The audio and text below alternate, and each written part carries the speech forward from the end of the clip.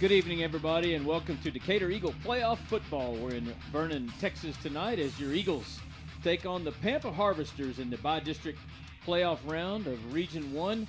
This broadcast brought to you by Chapman Landscape and Irrigation and Fitting Wise in Decatur. I'm Pat Wadlington. I have the normal crew in here with me. Actually, everybody back together this week. We got the Beard, Tony Mooney. Yes, sir. Yep. And the Big Issue, Charlie Tibbles.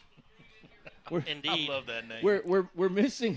We're missing our sideline gal, Jacqueline Wenzel. She's in Lubbock with Jaylee Matthews doing the Lady Eagle volleyball game. And if you're tuning in now and you just want to get a little bit of audio of that, that's at LoneStarSportsRadio.com. You can get the audio of that if you choose. But we're going to take a quick break, and right here we'll be back in just a minute with your pregame show presented to you by Total Plumbing Solutions and Renshaw Drug.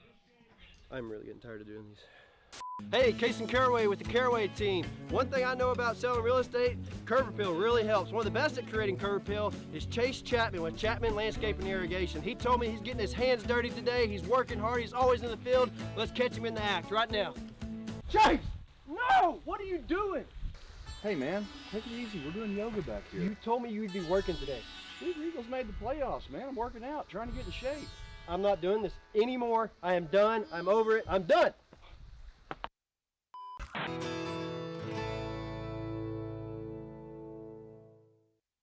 Hawkins Funeral Home is Wise County's only locally owned funeral home and has been serving Wise County and the surrounding area since 1906. The staff at Hawkins Funeral Home is available to you 24/7, 365.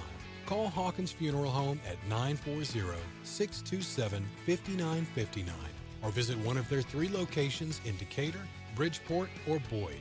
Hawkins Funeral Home, proud supporter of Wise County youth and education and sports. Hey Wise County, Erico AC and Heat is honored to support the Decatur Eagles. Since 1982, Erico has been Wise County's premier HVAC specialist, taking care of all your heating and cooling needs, as well as sales, refrigeration, and installation services. If you're in need of HVAC assistance, call us at 940-627-5882 or check us out online at eriehvac.com. Let's go Eagles! Woo!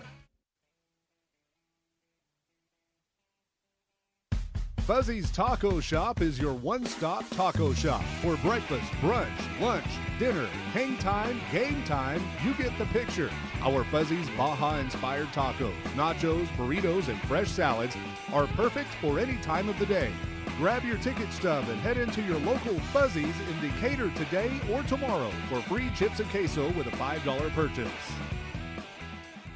S&J Pharmacy at 1101 West Eagle Drive can fill prescriptions in 15 minutes or less with fast and friendly service. They also offer same-day compounding, private consultations, medication therapy management, immunizations, B12 shots, a convenient drive-through window, and free home delivery. S&J Pharmacy accepts all major insurance plans, including Blue Cross and TRICARE. Open Monday through Friday 9 to 6 and 9 to 1 on Saturdays. Call 940-627-5400. That's 627-5400 for S&J Pharmacy in Decatur. Welcome back to Decatur Eagle Playoff Football. Welcome to the pregame show presented by Total Plumbing Solutions and Renshaw Drug. The tale of the tape tonight, comparison between the two schools. Enrollment-wise, very, very close. Decatur with 1,040 students as of the last count, and Pampa with 1,064. Both in Region 1, obviously. Decatur, the champions of District 4, and Pampa out of District 3.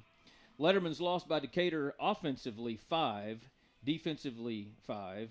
For the Harvesters, they lost 8 starters from last season and 4 starters on defense from last season.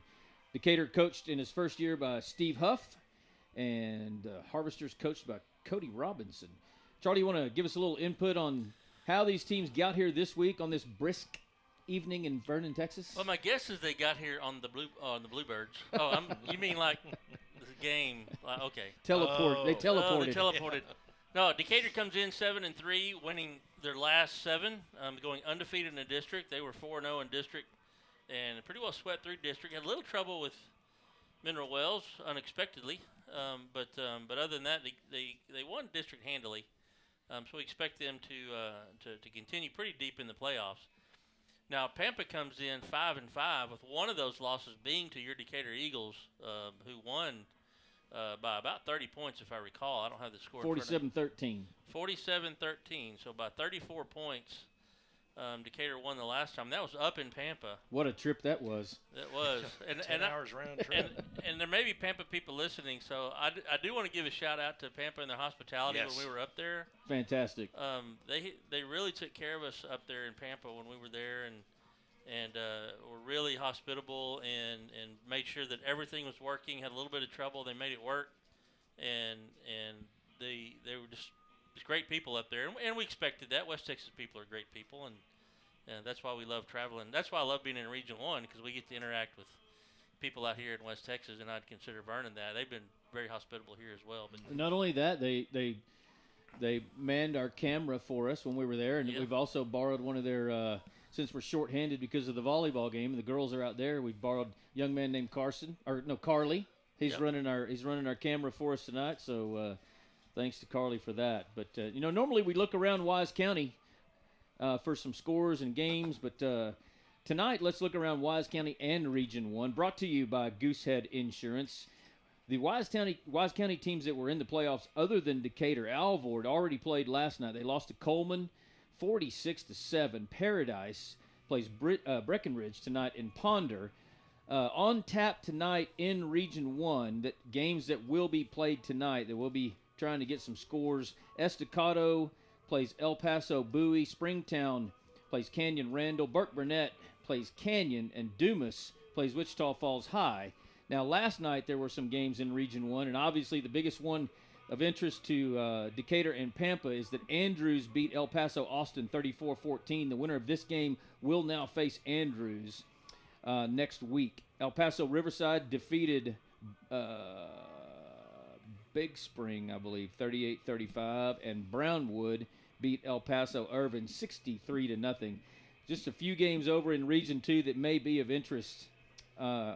Last night, Stephenville played Dunbar, defeated the Wildcats 56-20. China Springs beat Western Hills, put a whooping on them 72-7. And tonight, Anna plays Frisco Panther Creek tonight at McKinney Stadium. Let's take a break, and when we come back, we'll go straight to our pregame show interview with Coach Huff that I was able to conduct yesterday morning, and we'll be right back with Decatur Eagle playoff football right after this. Cobb Rental, located in Decatur, has the best selection of prices in the Wise County area on equipment rentals and sales. They have skid steers, lifts, trenchers, welders, forklifts, excavators, backhoes, and much more on hand and ready to go to work for you. Whether you need heavy-duty backhoes or trailers for transport, chances are Cobb Rental will have what you're looking for. Come see us at FM 51 in Decatur or online at CobbRentalAndEquipment.com. Good luck, Eagles, from Cobb Rental in Decatur.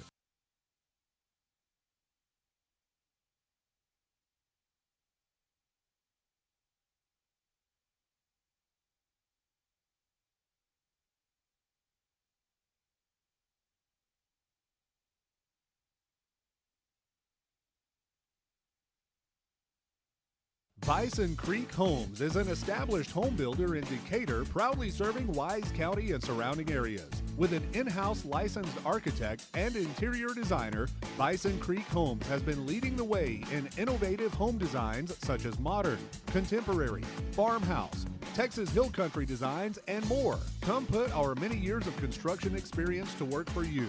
Visit BisonCreekHomes.com and check out the many beautiful homes we have built. And go Eagles!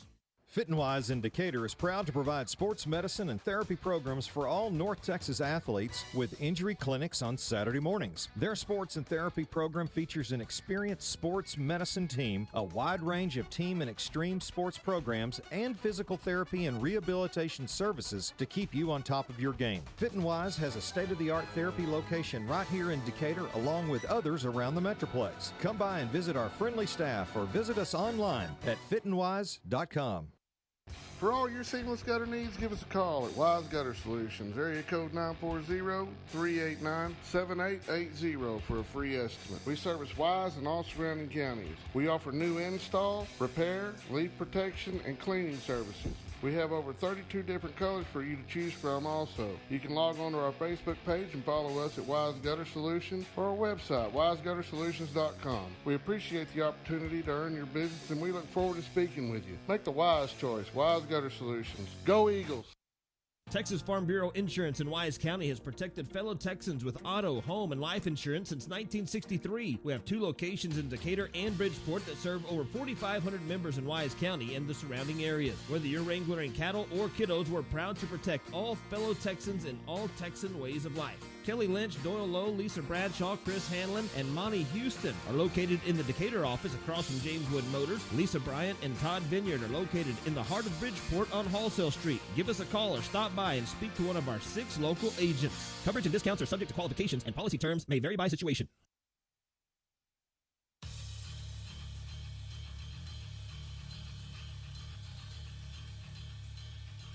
Welcome to our pregame interview with Coach Huff, brought to you by Quick Car of Decatur, located at the intersection of South Highway 51 and Thompson Avenue. Coach, welcome to the pregame interview, and congratulations 2 weeks ago now on your 7th consecutive win and going undefeated in district to capture the number 1 seed out of District 4. Just comments on the Mineral Wells game and the closeout of the regular season for the Eagles. I think, going to that game, it was interesting situation because you kind of know where you're at, but we took it and talked to the kids a lot about having a clean slate coming out, not putting ourselves in a situation to be a co-champ and go back to a head-to-head thing and all that stuff. But I was proud of the way the kids prepared that week, and it was a interesting ball game. I think we had 6 possessions in the game, and when you figure that, if you don't score in every one of them, things can get kind of strange, and they did. But we were able to, score on 3 possessions, and then we had the interception for a pick in the beginning of the 4th quarter, I think it was, to kind of seal it up. But again, Mineral Wells did exactly as advertised. They took the ball away from us and kept it away from us, and so it gets kind of where you're kind of biting your fingernails a little bit. But I thought the kids played well and finished it off. Well, we were open. The week following, our open week was the last week of the regular season statewide. Tell me this. What does the head coach of the district champs do on a Friday night when he's open and doesn't have to prepare for an opponent or have a game? What did you do during your open week and weekend? Well, actually, my son came home, and so we were able to go to a game together, watch SMU and Houston play, and spend a little bit of time with him, because that's not a lot of time we spent together right now after spending the last so many years together every Friday night on the field together. So that was good, but it was strange to go that many weeks in a row, and then all of a sudden I'm a little bit stir crazy, and I think my wife was ready to get me out of the house. So a good thing there was a game to go to. Well, and I guess your week of practice a week ago now, during the days that you had leading up to the open week, what do you do for your team, just practice-wise? Just work on our own stuff, or just strength training? What did y'all do the week during practice of open week? Yeah, and we actually name our weeks every week. We name the practice, the 4 days of practice for the week, and that was just to get better weeks, all we called it. Work on us, and you don't really know who you're going to play. There's always all kinds of ideas who you might play, but you can't go prepare for somebody and then all of a sudden something flips and you prepare for the wrong team. So we work more on ourselves, what we can do to get better, and also getting the kids healed up. Some kids are banged up a little bit this time of the year, and probably most importantly is that's also an academic time, 6-week periods up then. So focus a lot on academics for the kids and make sure we get everybody through that and make sure everybody's eligible for the next week. I remember at the beginning of the season, we've been doing these interviews on a weekly basis, and I talked to you about what we thought our team was, and now we've got 10 full games under our belt. Every team, every year, kind of creates its own identity, but now we're through the full regular season, and you've had a chance to look at your team and all those games and what we went through at the beginning, and now the 7-game winning streak as we head into the playoffs. How would you describe this team and its identity? Right now I look at this group, it's a very resilient group. We've had some tough injuries we've gone through this year, and the kids just kind of closed down the ranks and marched on, and so I look at that, and then also I think about our mantra for the year is try to get a little better each week, and I think we managed that for the most part. The last week I didn't think it was so the game was so out of sync because we just didn't have the ball very much, but I still think we did some really good things. I look at like this team. I still feel like they've got a a huge upside to them. I just don't think we played as good as we can possibly play. If we'd hit the ceiling already, and I'd be worried about it. But I really don't think this group's hit the ceiling. I think there's a real upside to them if they'll continue to put their nose to the grind. But at the same time, got to come out and prove that. So that happens through practice. It doesn't happen through want to. So we tell the kids that all the time. We want to stay in this thing. We got to practice and practice well every week. So we've kind of been pushing that direction. But I still think there's some areas, both sides of the ball, special teams, that this team can get better at. No, I agree with you. I've said the same thing to people about I don't think we've seen the best of them yet. I remember old Coach Tom Lander used to always talk about streaking into the playoffs and having your momentum and getting better into the playoffs, and I think that we're in a really good position to do that. And we open up against PAMPA here in just a few minutes, and we've I don't know that every year you get to play a team twice, but our first meeting we handled them pretty well up there, defeated the Harvesters 42 to 13. How is your preparation any different when you face a team for the second time? I think it is. One thing, it seems like it was a long time ago that we played them. So that part of it, like we talked to the kids about, you can throw all that stuff out the door right now with the score of the last game, and trying to talk them through that process, because they are kids and we are coaches. I mean, it's just kind of like you've got to move on past that, because that was a long time ago. I mean, they're much better now, but I feel like we're much better now. So it's like I told the kids the other day, it's, who's better at being better right now. But you do prepare for it differently. They're doing some things a little bit differently. We've changed quite a bit. So I just think it's a different, it's still the same kids, but it's still it's a different matchup when you look at what both teams are doing right now collectively.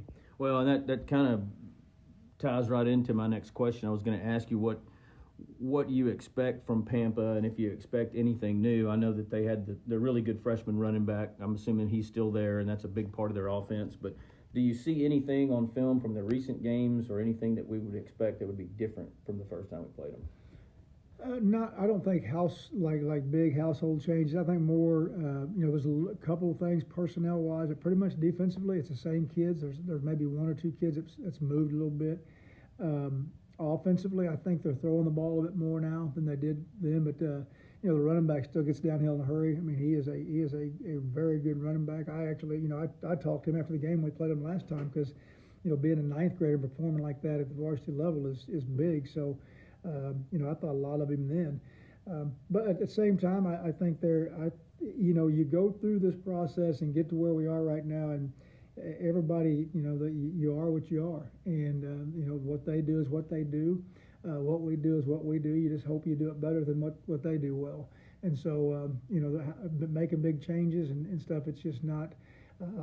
It's not my DNA, and what I can see of them, they make some changes. We've had some teams do some different things to us this year defensively as we played in the district, but I still think they're pretty good at what they do. Well, let's talk about this, and I know I don't know how many years you've been in the playoffs, but I know it's a whole bunch, and you've been here before, been there, done that. And I don't know if your messaging to the team gets any different in the playoffs once they start, because it's kind of it's a do or die situation every week. But what are the keys to this game, and what has your message been to the kids this week for us to be able to advance to round two? I think one thing I've talked to the kids about, right now, I mean, here we are on, haven't played for a couple of weeks, and I think, right now it's like the horses went out of the stable. They want to go. And I think the coaches are the same point. But it's kind of harnessing that a little bit, go out. We've had a good week of preparation last week, a specific preparation this week. But when I look at the game, I think it is the playoffs. It is, it's a one-game season from here on out.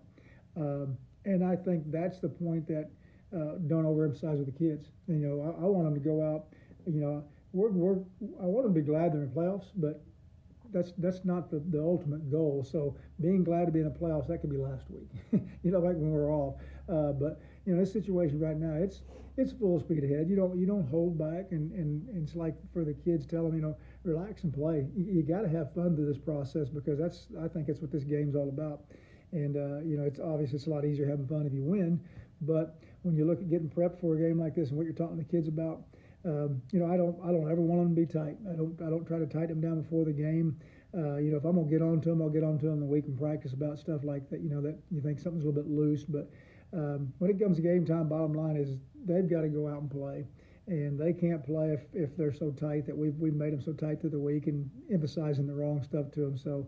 There's only each week you're losing 50% of the teams. You lose 50% to get in. Most classifications a little different, but then you lose 50% every week. So just to be able to get in, great, and see how long we can stay in advance. But I want the kids to enjoy the process, especially these older kids. I tell them, these seniors, really enjoy what you're going through right now, because this is a one-shot opportunity for you. So enjoy it while you're here. It's okay to look up at the crowds and enjoy that and take it all in. Well, Coach, I appreciate your time as always. Best of luck to you, and I hope y'all have fun, and we're going to have fun too. I appreciate it. Thanks. This pregame interview was brought to you by Quick Car of Decatur, located at the intersection of South Highway 51 and Thompson Avenue. Build or buy your dream home with help from the mortgage experts at First National Bank Mortgage. Mortgage money man Mark Goodwin will help you build or buy the home of your dreams in Wise County. Our office is now open in Bridgeport, and we're ready to get to work on your new home loan. Why trust your mortgage to anyone else? First National Bank Mortgage, now open in Bridgeport. Apply online at mortgagemoneyman.com. NMLS 543312, Equal Housing Lender, member FDIC. The law firm of Kernot & Hafer is once again a proud sponsor of Decatur Eagle with its Decatur office located on the Decatur Town Square. The firm includes local attorney Pat Wadlington and focuses on litigation and dispute management within a wide range of areas, including family and custody issues, business and commercial disputes, estate and inheritance matters, and personal injury and death cases. Kernot & Hafer, friendly, professional, direct, and strong. We're there when you need us.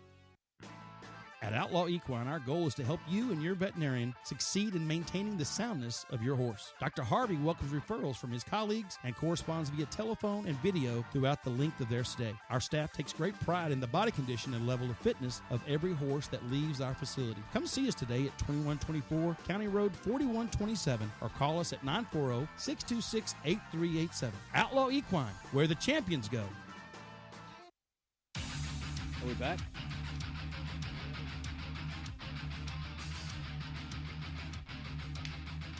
Welcome back to Lions Stadium. Pat Wadlington here on Decatur Sports Network, bringing you your pregame show, which is presented by Total Plumbing Solutions and Renshaw Drug. We're going to go down on the field for the beard, I think. You guys got me? Oh, man, you sound great. Hey, good thing down here on the field, the wind is not near as bad as it is up there above the berm. Really? Yes. It's just a light breeze down here. Field conditions are, obviously, we're on a turf field. Decatur being the last holdout in 4A Division I that has a grass field. And here it's about 43 degrees on the field. We got a slight north wind. Like I said, down here, it just that berm really protects us because we can see the flags. They're pushing pretty hard, probably about 10, 15 miles an hour. But the Eagles are out here warming up. The Harvesters are out here. They're getting ready to start warming up, and I'm going to introduce myself to the refs. This microphone in their face, they don't punch me. Okay. Well, hey, I was down on the field about 30 minutes ago before we went on the air, and it was quite breezy on the field. I'm looking at the flags though, and they were stretched out straight when I was down there. So I think in the last 20 minutes or so, that wind must have really laid down. It has, yeah. Once I got down here, I'm like, oh, it's not that bad at all. Although my face is numb. It's I see. I was going to ask you for your 20, but now I see you're on the 40 over there on the far side. But we'll talk a little bit about this ball game. Just the matchup, Charlie.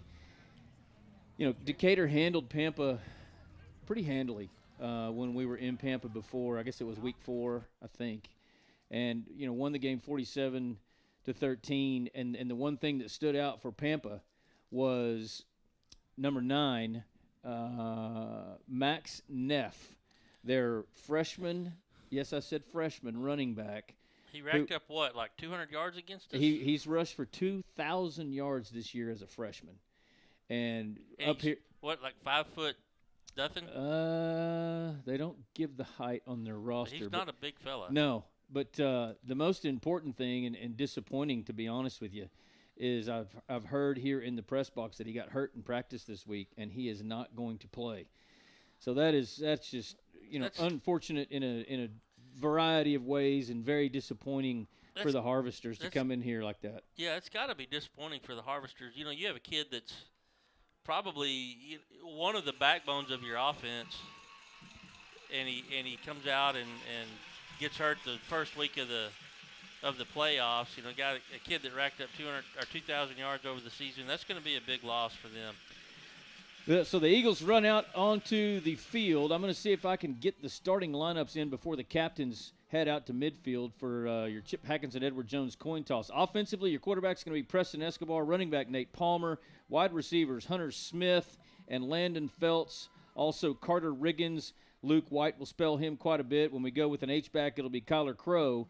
Your offensive line, left tackle Aiden Nance, left guard Connor Skelly, your center George Padron, right guard Simon Varnador, right tackle Ryan Jimenez. On defense, along the defensive line, you'll have defensive end Hunter Chenault, defensive tackle Tobin Petrie, defensive end Ethan Talley.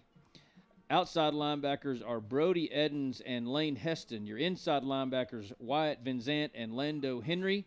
In your secondary, at safety, you've got Cade Brazil and Brody McClure. Your starting cornerbacks, Cade Johnson and Antoine Gilbreth.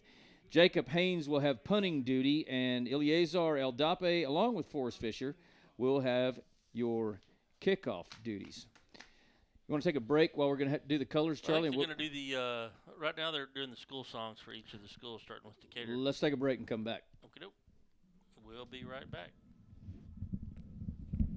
Hi, neighbor. If you want to win state, don't fumble the ball. Pass it to Ryan Realty, the best quarterback in town. They will get you to the end zone and assist you in scoring the extra points. You'll recognize them in their hot pink jersey. For all your real estate needs, located just off the historic Decatur Town Square at 109 South Trinity Street, and their website is ryanrealtytx.com, or call 940-626-9770. Ryan Realty, the best in town. Stuck in a state of falling behind? Struggling to keep up with your kids' finances, insurance? Then let State Farm agent Teresa Mader help you simplify by handling your auto, home, and life insurance so you'll have more time for everything else. More money, too. So call State Farm agent Teresa Mader at 940-627-3006 today and get to a better state with State Farm. Visit Teresa Mader State Farm at 1141 South FM 51 in Decatur. Go Eagles!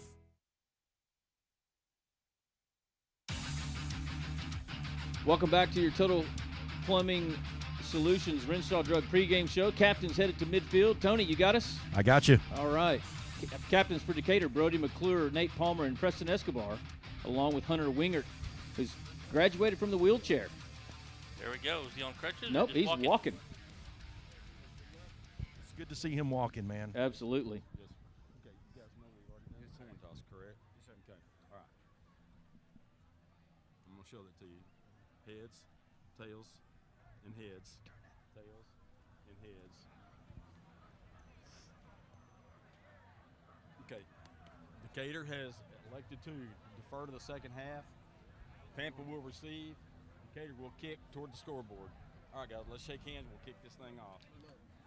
All right, so thanks to Chip Hackinson and Edward Jones for sponsoring the coin toss. Decatur wins it and defers to the second half. Decatur will be kicking off from the north, so they'll be kicking off with whatever wind is left.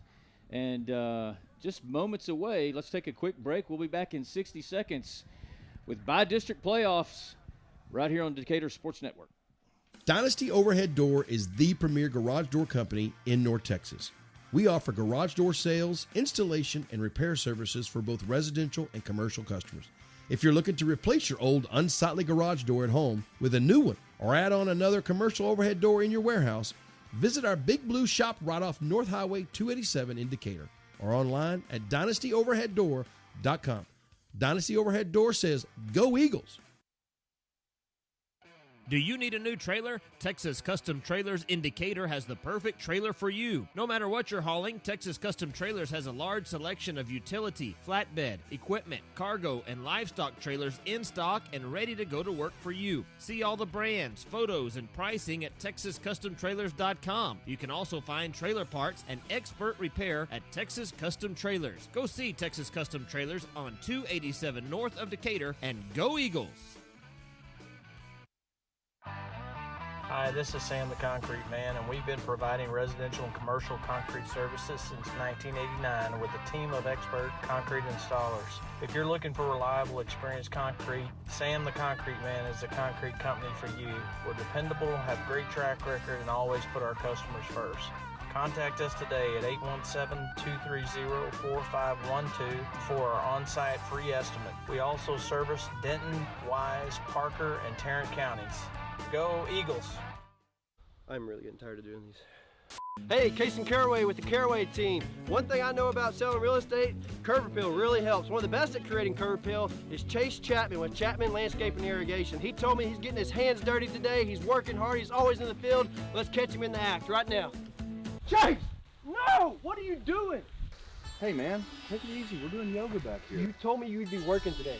These Eagles made the playoffs, man. I'm working out, trying to get in shape. I'm not doing this anymore. I am done. I'm over it. I'm done.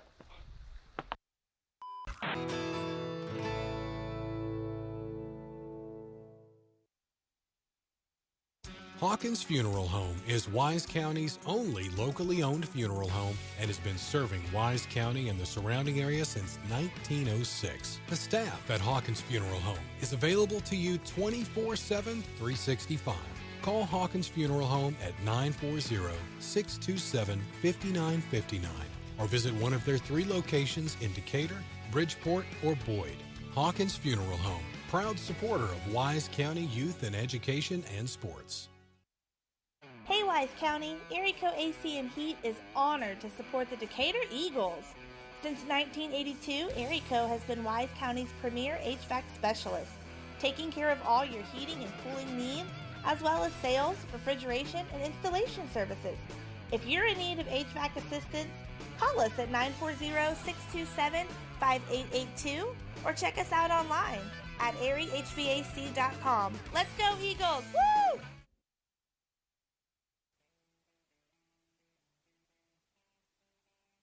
Fuzzy's Taco Shop is your one-stop taco shop. For breakfast, brunch, lunch, dinner, hang time, game time, you get the picture. Our Fuzzy's Baja-inspired tacos, nachos, burritos, and fresh salads are perfect for any time of the day. Grab your ticket stub and head into your local Fuzzy's in Decatur today or tomorrow for free chips and queso with a $5 purchase.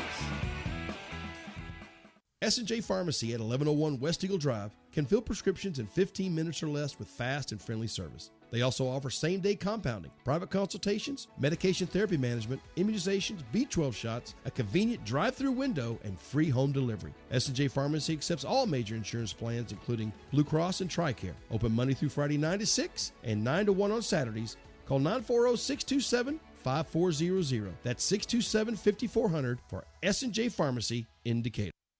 Cobb Rental, located in Decatur, has the best selection of prices in the Wise County area on equipment rentals and sales. They have skid steers, lifts, trenchers, welders, forklifts, excavators, backhoes, and much more on hand and ready to go to work for you. Whether you need heavy-duty backhoes or trailers for transport, chances are Cobb Rental will have what you're looking for. Come see us at FM 51 in Decatur or online at CobbRentalAndEquipment.com. Good luck, Eagles, from Cobb Rental in Decatur. This is Decatur Eagle Playoff Football on Decatur Sports Network, presented to you by Chapman Landscape and Irrigation and Fitting Wise. You know, getting ready for the Parker Properties kickoff here, and we'd be remiss if we didn't say Happy Veterans Day to the beard sitting right to my right side. Happy Veterans Day. Thank you for your service. And to many others out there, I know one including my dad, Poppy, Pat Wadlington Sr., served in the Navy, and happy Veterans Day to you, Dad. And you got one too, Charlie, don't you? Yeah, if I could add to that, my dad was in the Air Force, was a major. Said he joined the Air Force to see the world and never left Fort Worth, Texas. Stationed at Carswell Air Force Base as a physician there.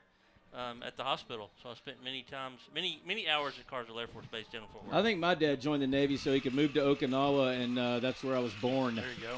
So my dad was a Marine. To so all of our veterans out there, we thank you very much, and happy Veterans Day. And Aldape, we are underway in this by-district game. He kicks it off, fielded at the 5-yard line by Pampa. I believe it's Castillo. Shifts directions at the 15, and he's brought down there by Kyler Crow and McClure. Brody McClure. Just to add to the real quick Veterans Day, your dad was a Marine. Yes. Tony, so all three of our dads served. Yep. And so, and your brother was in the Navy? My brother was in the Navy. I'd say about 50-60% of the males in my family all served. And your son is now where? He is in boot camp right now in Phase 2 up in Great Lakes, Illinois. Well, thank y'all, the whole Mooney family, for y'all's service. Thank you, sir. So Michael Campos in a pistol formation on 1st and 10. He'll hand it off to the running back, and he's hit right in the chin just across the line of scrimmage at the 17-yard line. I believe the running back is Austin Bruce. Is that number 44 in the backfield? Yeah. Yep. He'll be spelling Max Neff, the really, really talented freshman that's out for this ball game. But 2nd and 9 after that short run for the Harvesters. Opening possession of your Rosenbaum Dental first period. Campos in a shotgun. He's going to throw it across the middle. It's complete. Short of the first down, all the way out to the Pampa 23-yard line. That's going to bring up 3rd down and 4. That completion to number 11, Jet Schumacher. That was McClure, and the Vendozer just buried him. Give him a little pinch, one on each side. Yes, sir. 2 receivers on each side on 3rd and 4. Campos looks to throw, and that's going to be incomplete. Nowhere near the receiver. It was intended for number 13, Justin Martinez. Quick 3 and out by the Pampa Harvesters. Decatur's defense looking pretty sharp. And the report on Max Neff is it's a shoulder injury. Yep. So he was out. I also have an update on the Lady Eagles out in Lubbock. They dropped the first set to Canyon Randall, but won the second set 25-22. And Jacqueline has promised to keep me updated as they proceed. There's your punt. It's away. Hits at the 50. Takes a Pampa bounce. Landon Phelps picks it up at the 39. Now on his way into Harvester territory and gets across the 45 all the way down to the 44. Great field position for the Eagles as they take the field for their first offensive possession of this ball game. I was trying to tell you, he was brought down by number 41, and 41 is not on the roster. Of course he's not. 40 and then 44. Let's just go with 40. Okay, Benson Martinez. 3 receivers, wide right, wide left, 1 to the right on 1st and 10 for the Eagles. Palmer in the backfield with Escobar. Quick pass to the far side, complete to Phelps. He's going to be dropped. The ball's on the turf. I think that's a fumble, and I think Pampa got it. He never really had control of it, Pat. It was between his legs, and he got hit, but they're going to call that a completion. Are they? And a fumble, I bet you. There's some discussion. They're calling it incomplete. Yeah, he never really had control of it. But it's sharp eyes on that referee or that side judge to see that. Yeah, we need to get number 41's name because he's out there. I think he was involved in that play. We can always make one up like we usually do. Maybe he's Carly defensive end to this side. 2 backs now on set now for the Eagles on 2nd and 10. It's a handoff to James. He gets hit at the 42 and pushes his way to the 40, gain of 4, and it's going to bring up 3rd down and 6. Speaking of 40s, that actually was number 40 that made that tackle.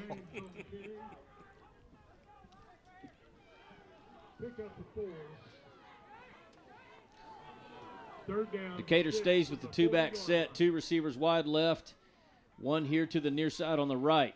Escobar keeps it left. He's got the first down into the secondary. There's a flag, and it's going to be a face mask at the 31.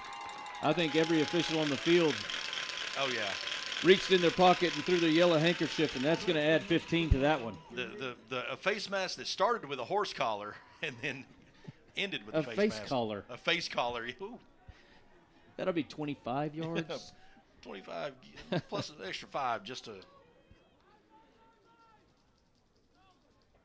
So Carter Riggins is the receiver here on the near side. I couldn't see his number before that play, but it's Riggins, Phelps, and Hunter Smith are the wide receivers.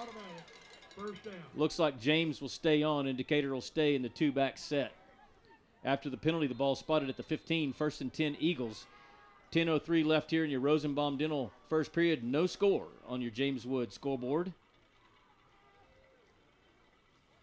There's your snap. Escobar looks to throw it. Looks right. No pressure. Now he's going to run it up the middle. He's got room. Inside the 10. Esco still on his feet. He's got the first down inside the 5, down to the 4. Man, what a great move by Esco. He saw the open lane and just took it. Got down to the 5. He's brought down by number 44, Austin Bruce. You know, we haven't mentioned that we're in the Case IH red zone. We've been there for a play or two. And we're 1st and goal in the Case IH red zone from the 4-yard line. Feltz comes in motion. Esco hands it to Noah. He fakes it to Palmer and kept it himself. He's going to be short, maybe a gain of 1. They'll spot it, looks like just inside the 3-yard line. It'll be 2nd and goal. It looked like Palmer had it on the outside, but Esco decided to keep it up the middle. It's a good thing I wasn't playing linebacker for Pampa because I would have tackled Nate. Escobar's going to keep it again on 2nd and goal, and this time he is upended right near the goal line. I thought he was in, but the officials say otherwise. They're going to mark him. Oh, my goodness. Oh, inches away from the goal line. About a 3rd hot dog. and goal. 1st and a hot dog. 3rd and a hot dog. It's 3rd and about half of one of those chicken wings I ate a minute ago down here in the press box. Man, they were good. Well, Somebody stole the KFC recipe because it's pretty close to There's your snap. They'll hand it to Palmer. He hesitates at the line of scrimmage, and he's met and pushed back. Maybe a loss of a foot or two. That's going to bring up 4th down and goal. I'm sure Coach Huff is going to go for this. Absolutely nothing up the middle right there for Palmer. He met a wall of white harvesters that just were not going to let him through. So Crow to wing back on the right side and Palmer to Escobar's right. Esco's going to keep it himself, and this time he is in the end zone, no question about it. Preston Escobar with a 1-yard run will put Decatur up 6-0. Point after attempt upcoming. That time the offensive line had a big surge against that defensive line from the Harvesters and just pushed them back a couple yards. That touchdown brought to you by McLaughlin Supply. Jacob Haynes in as your holder for the Aldape point after attempt, brought to you by Decatur Tire. There's your hold. The kick is up. It's high. It's right down the middle, and it is 7-0. We'll be right back in 60 seconds with more Decatur Eagle playoff football right after this. Bison Creek Homes is an established home builder in Decatur, proudly serving Wise County and surrounding areas. With an in-house licensed architect and interior designer, Bison Creek Homes has been leading the way in innovative home designs such as modern, contemporary, farmhouse, Texas Hill Country designs, and more. Come put our many years of construction experience to work for you. Visit bisoncreekhomes.com and check out the many beautiful homes we have built. And go Eagles! Fit and Wise in Decatur is proud to provide sports medicine and therapy programs for all North Texas athletes with injury clinics on Saturday mornings. Their sports and therapy program features an experienced sports medicine team, a wide range of team and extreme sports programs, and physical therapy and rehabilitation services to keep you on top of your game. Fit and Wise has a state-of-the-art therapy location right here in Decatur, along with others around the Metroplex. Come by and visit our friendly staff or visit us online at fitandwise.com. Aldape in for your Parker Properties kickoff after Decatur takes a 7-0 lead here with 8:44 left in your Rosenbaum Dental first period. Kick is fielded at the 5, and Castillo brought down again by Brody McClure. Just past the flag on the play. Laying at the 10. Usually it's a hold on the receiving team, but let's wait and see. Yeah, block in the back. And that's going to, I guess, be half the distance to the goal for the Harvesters.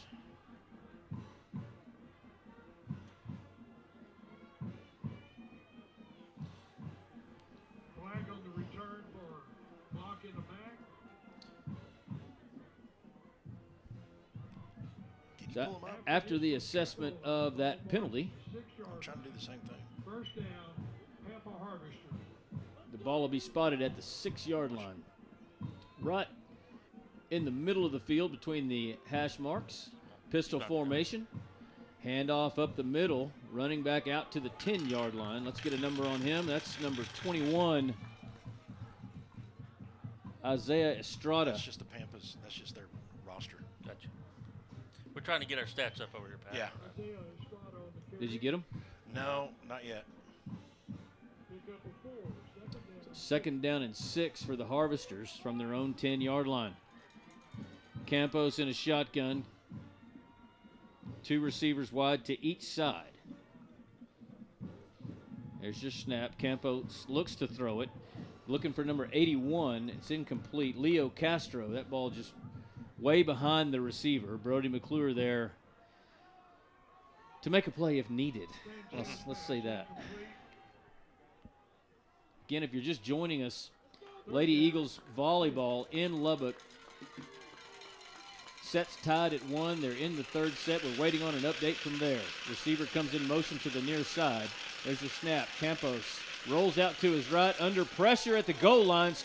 Can he get it away? He does, and it's picked off by Lane Heston at the 23. Right. Turnover Decatur. Lane was in the perfect position right there. You know, the Harvesters were scrambling, trying to make something happen, and he got under pressure twice. That last time, he was almost sacked for a safety. Got the ball out and right into Lane's hands. Yeah, I thought it was going to be a safety too, and he was able to get away. He'd have been better off just to throw that one over there in the Harvester band instead of to the number 15 in blue. Yeah. So 1st and 10 Decatur from the Harvester 22. They already lead 7-0 on your James Wood scoreboard. 7:51 left here in your first quarter. Escobar motions Palmer out of the backfield. Now he's going to keep it himself. He gets it inside the 20.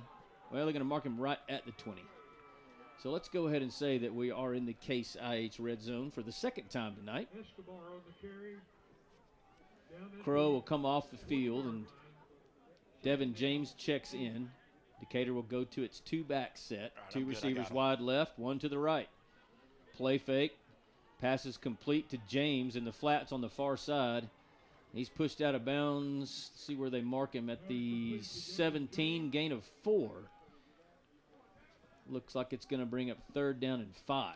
Pat, I've got our Wise Choice Meat scoring summary. Just let me know when you want me to bring it back. Right after this play, how's that? Maybe you can do 2 in a row. Okay. I like your thinking. There's your snap. Hand off to James. He cuts up inside the 15, still on his feet. Believe he's got the first down to the 12-yard line. But let's go with that Wise Choice Meats scoring summary from a moment ago. After receiving that punt after the 3-and-out from the Harvesters, Decatur started a little rough. There was an incomplete pass from Preston. And then the next 3 or 4 plays was running play to Devin James, and then Preston keeping the ball up the middle all the way in for a 3-yard run. And then, as always, Aldape with that extra point. 1st and 10 Decatur. They'll hand it to Palmer. Jump cut inside the 10. Nice cut against the grain, and Nate Palmer in for a 13-yard touchdown run. And that one right there, that showed why he's getting all those offers. Yes. A little 13-yard run, a jump cut, and then a cut back against the grain, and that one was nice.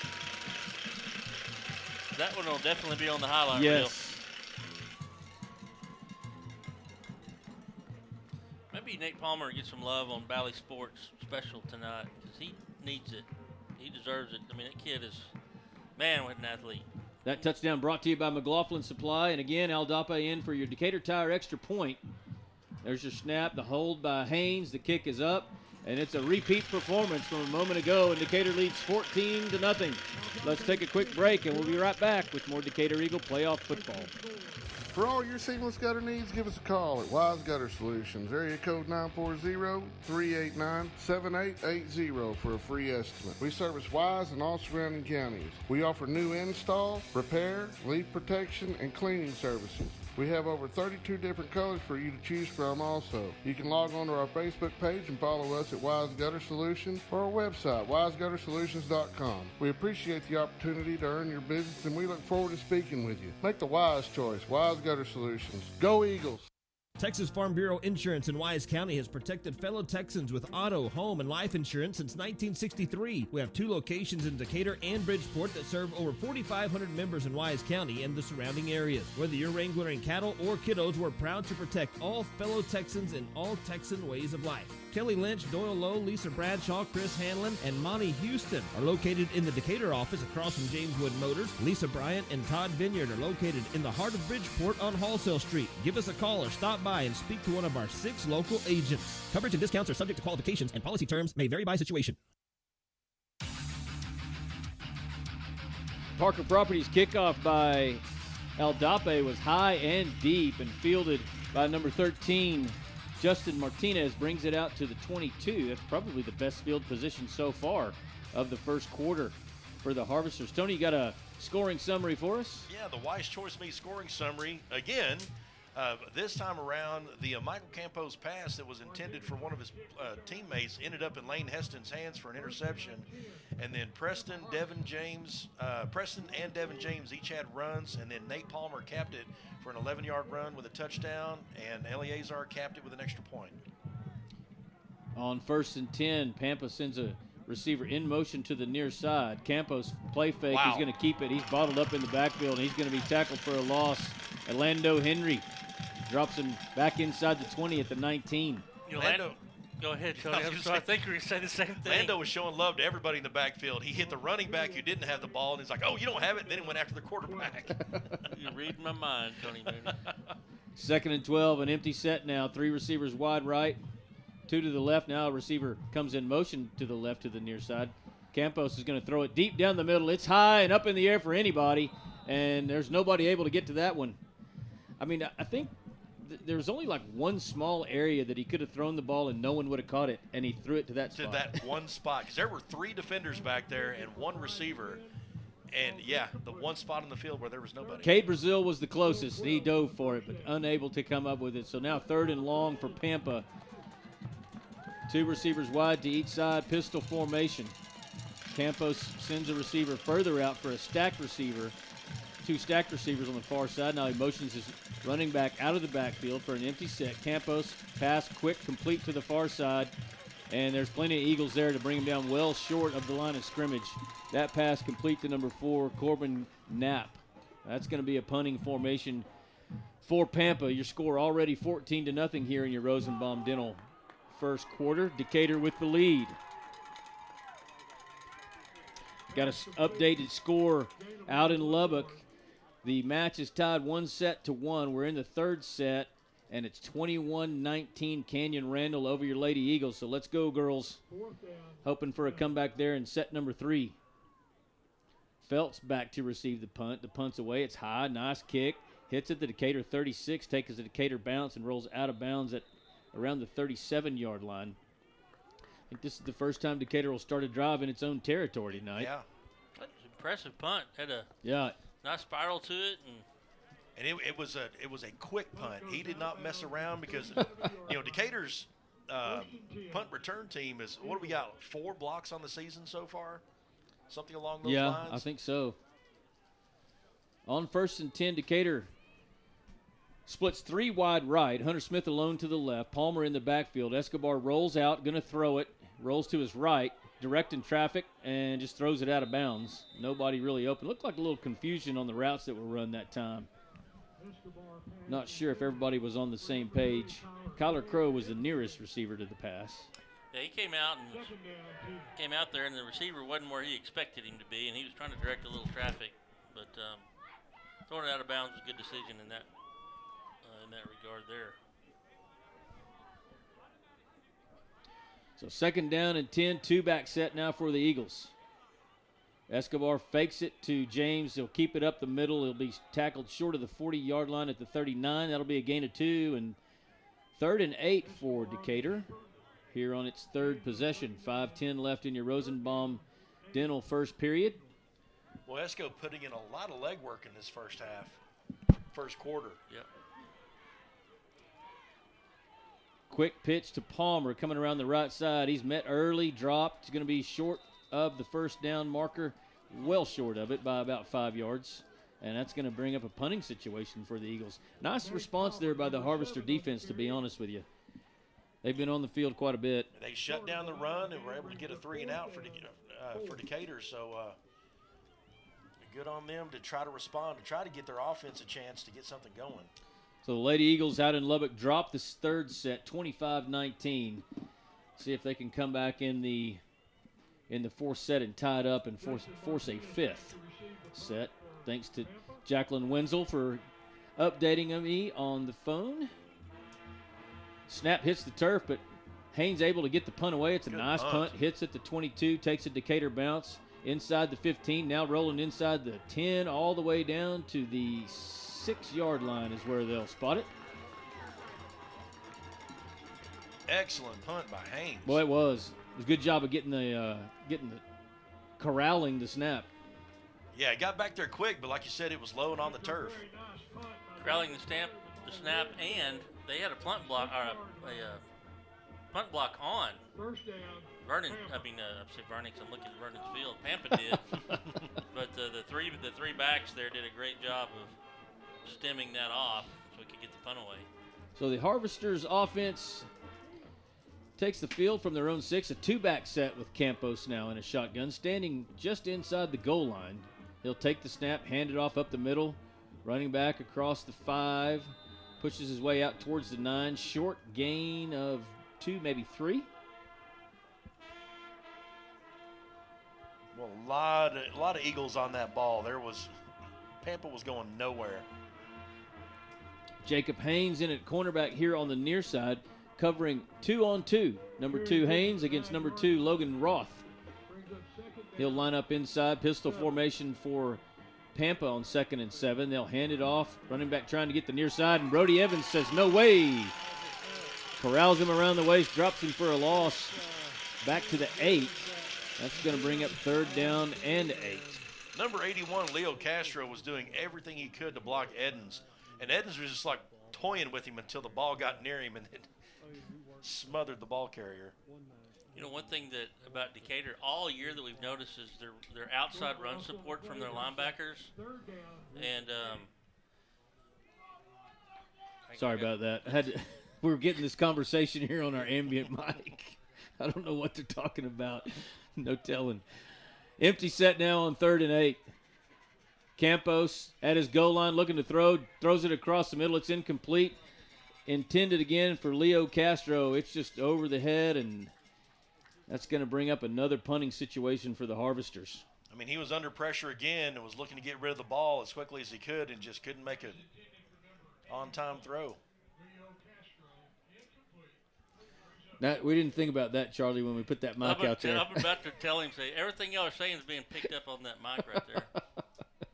Here, let's see what good thing it's not a drug deal. Sure. Actually, we just send it over. We just send it over to Lane Aiken. Actually, not in Wise County. Punts away. Feltz fields it at the 37. Tries to get around the corner on the far side. Cuts it up just at the hash inside the 30 down to the 28-yard line. So Decatur with great field position again. 2:27 left in your Rosenbaum Dental first period, and Decatur with a 14-0 lead. Jet Schumacher, number 11, on that stop was able to bring him down, or else he would have gotten 5 or 10 more yards. Pistol formation for the Eagles on 1st and 10 with Palmer behind Escobar. There's your snap. Handoff Palmer. Hesitates at the line of scrimmage. Breaks a tackle inside the 20. Breaks another, and he's going to score. 28 yards this time for Nate Palmer. Oh, man. And what, 3 or 4 broken tackles? Yeah. Counted 3 on the replay.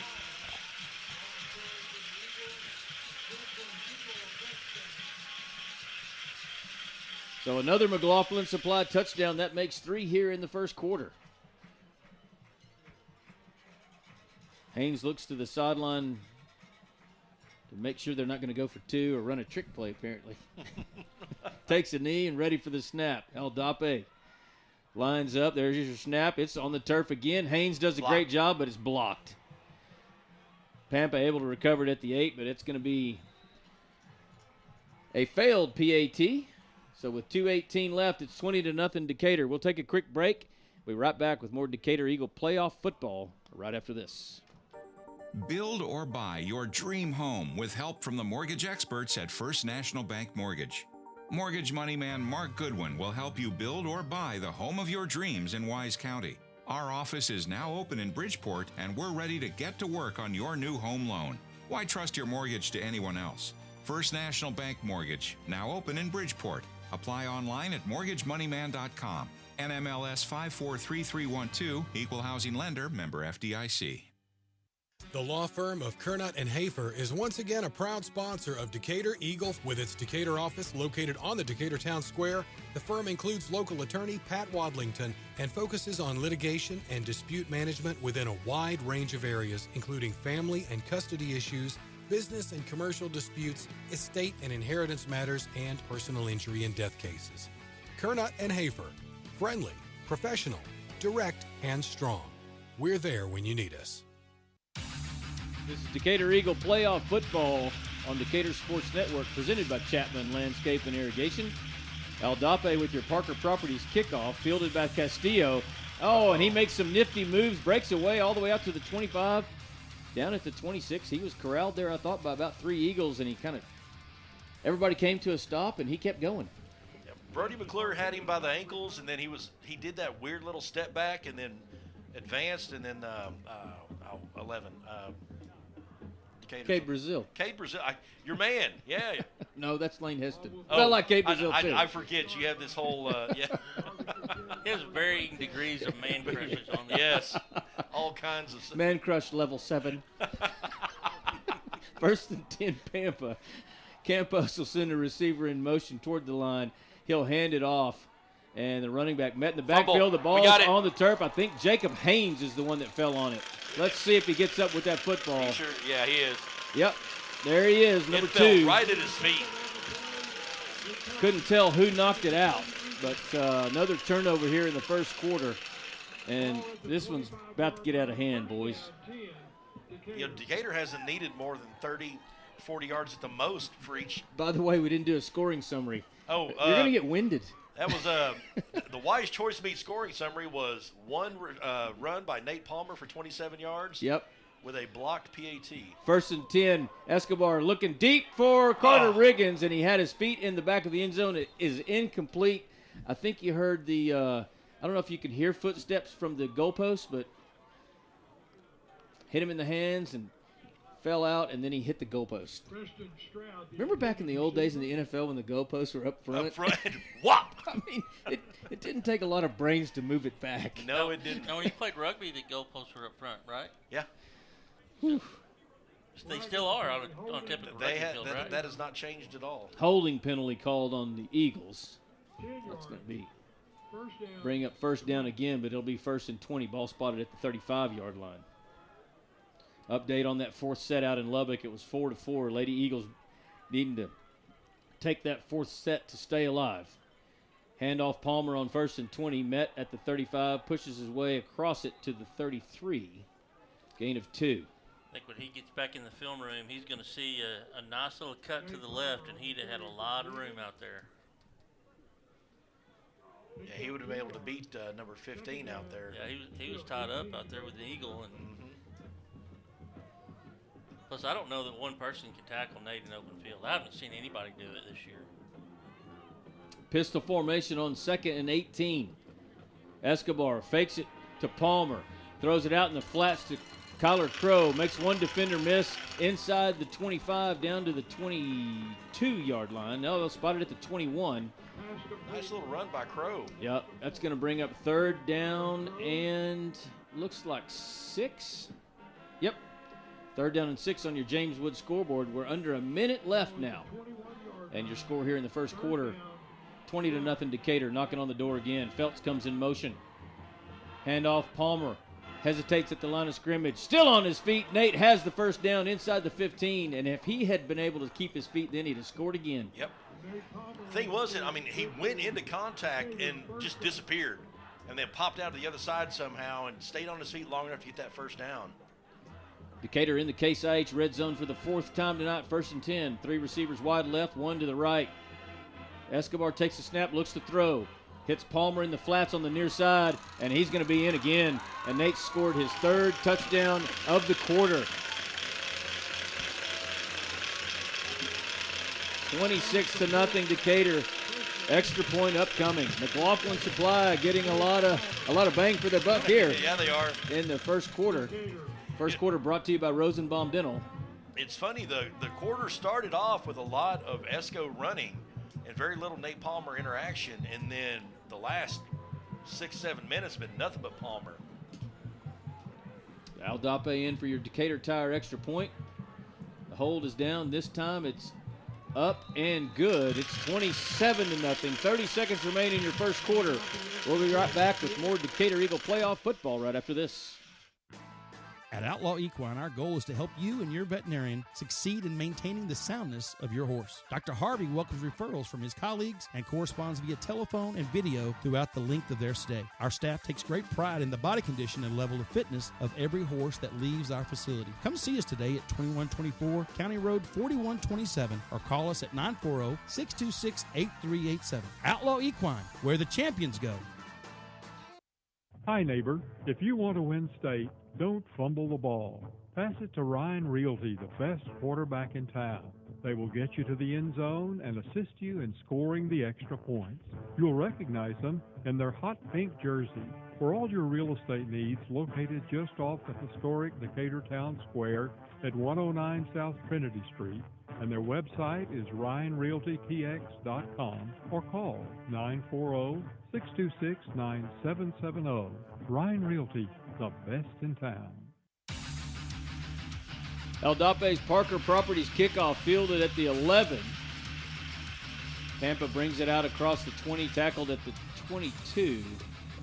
Kyler Crow on the play. Tony, you got a Wise Choice Meats scoring summary for us yet again. I do.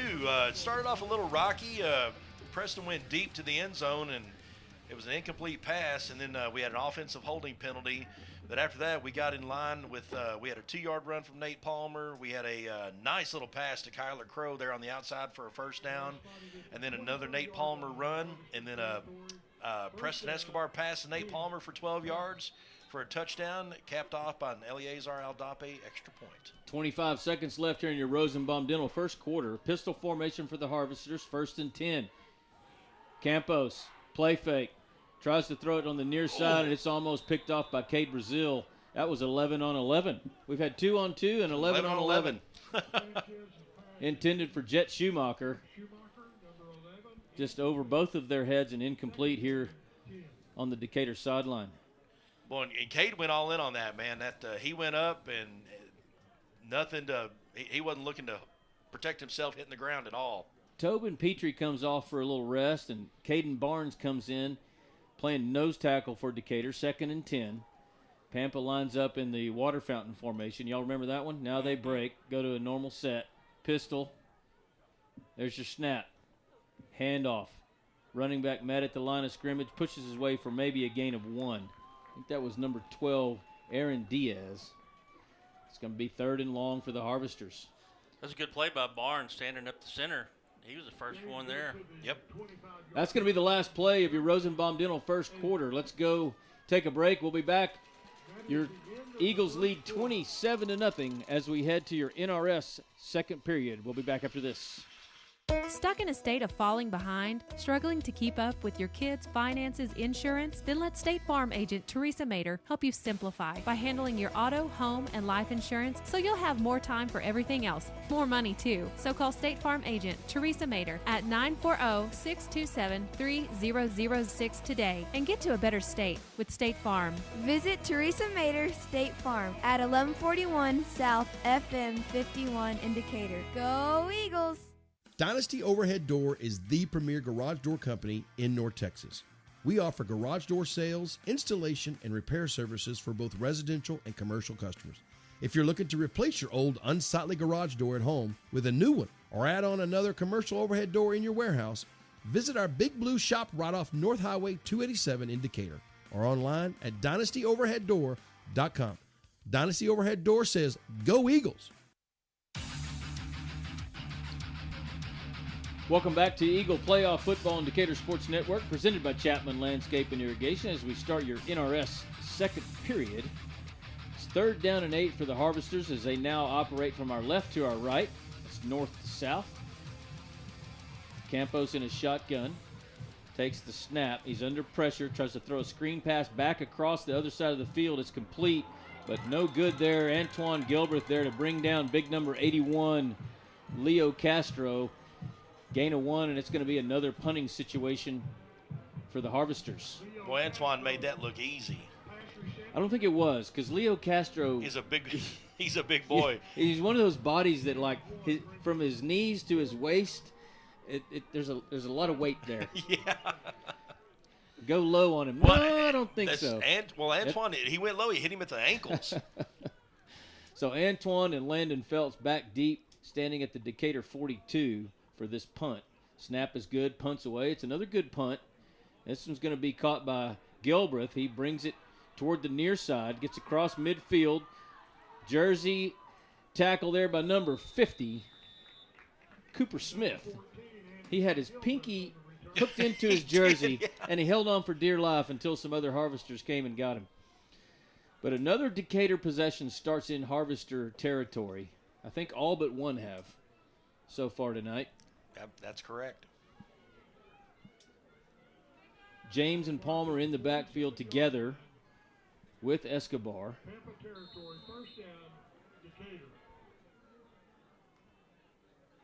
There's your snap. They'll hand it to Palmer. Heads up field at the line of scrimmage. Gets inside the 45 just barely. Short gain of 2. Looking for another update out in Lubbock. Last I heard it was 4-4 in the 4th set. Lady Eagles tied with the Canyon Randall Lady Raiders. 2nd and 8 for the Eagles here.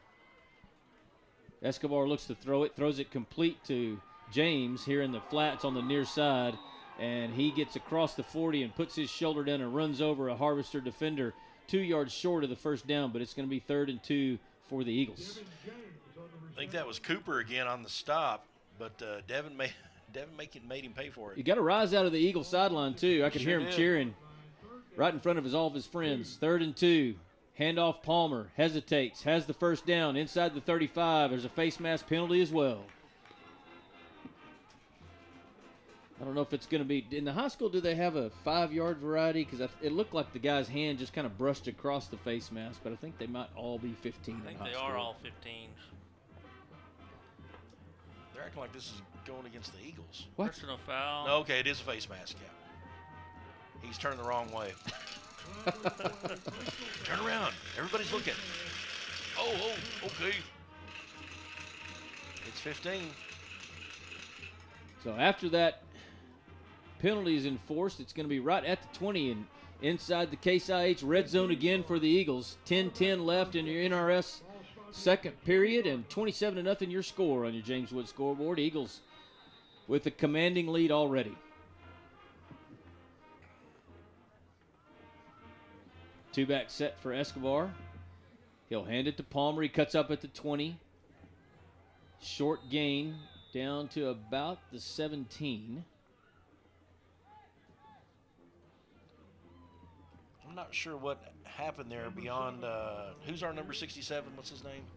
67 is Connor Scully. Scully just he like did this some type of Scully with an E. That was my fault. Okay.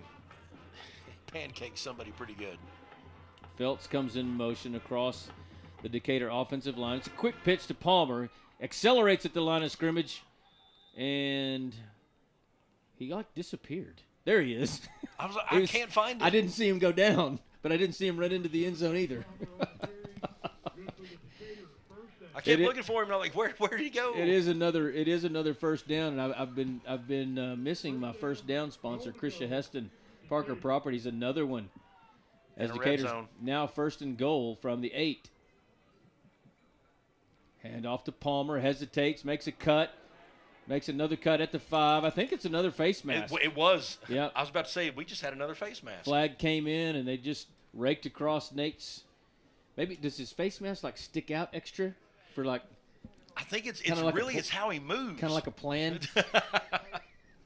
No, it's his change of direction. And yeah. Defenders are just flying by him, and they stick their hands out. They swing for him, and by the time they swing for him, he's already in a different place. So 1st and goal, Decatur now. The ball spotted at the 2-yard line. Pistol formation. There's your snap. They'll hand it to Palmer, and he's into the end zone. Woo! Woo! He got popped when he got there, though. Boy, he sure did. That was number 25. Christian Kane, he hit him across the goal line good. That was a good shot. But the 4th touchdown of the night for Nate Palmer. 5th touchdown brought to you by McLaughlin Supply. And your score 33-0. Extra point upcoming. Extra point brought to you by Decatur Tire.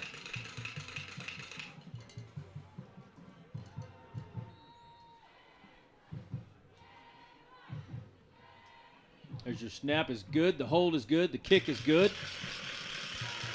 And James Wood brings you your score of 34-0 with 8:54 left in your NRS second period. We'll take a break and be right back with more Decatur Eagle playoff football. Do you need a new trailer? Texas Custom Trailers in Decatur has the perfect trailer for you. No matter what you're hauling, Texas Custom Trailers has a large selection of utility, flatbed, equipment, cargo, and livestock trailers in stock and ready to go to work for you. See all the brands, photos, and pricing at TexasCustomTrailers.com. You can also find trailer parts and expert repair at Texas Custom Trailers. Go see Texas Custom Trailers on 287 north of Decatur, and go Eagles! Hi, this is Sam the Concrete Man, and we've been providing residential and commercial concrete services since 1989 with a team of expert concrete installers. If you're looking for reliable, experienced concrete, Sam the Concrete Man is the concrete company for you. We're dependable, have great track record, and always put our customers first. Contact us today at 817-230-4512 for our on-site free estimate. We also service Denton, Wise, Parker, and Tarrant counties. Go Eagles! Welcome back to Decatur Eagle Football and Decatur Sports Network. Got an update out of Lubbock. It's 22-19. Randall over your Lady Eagles. They're down to their last set, so if you're listening to us and you got a cap on, turn it around backwards and send the Lady Eagles some good karma that they can pull this 4th set out, keep their season alive. Your Parker Properties kickoff fielded and brought out across the 25 to the 26 as we continue here in your NRS second period in Vernon. Tony, you got a Wise Choice scoring summary? I do. After Antoine Gilbreth returned that harvester punt for 13 yards, we started off with a Nate Palmer run and then a Devin James pass for 6 yards. After that, it was all Nate Palmer into the end zone for another touchdown with another Eleazar Aldape extra point.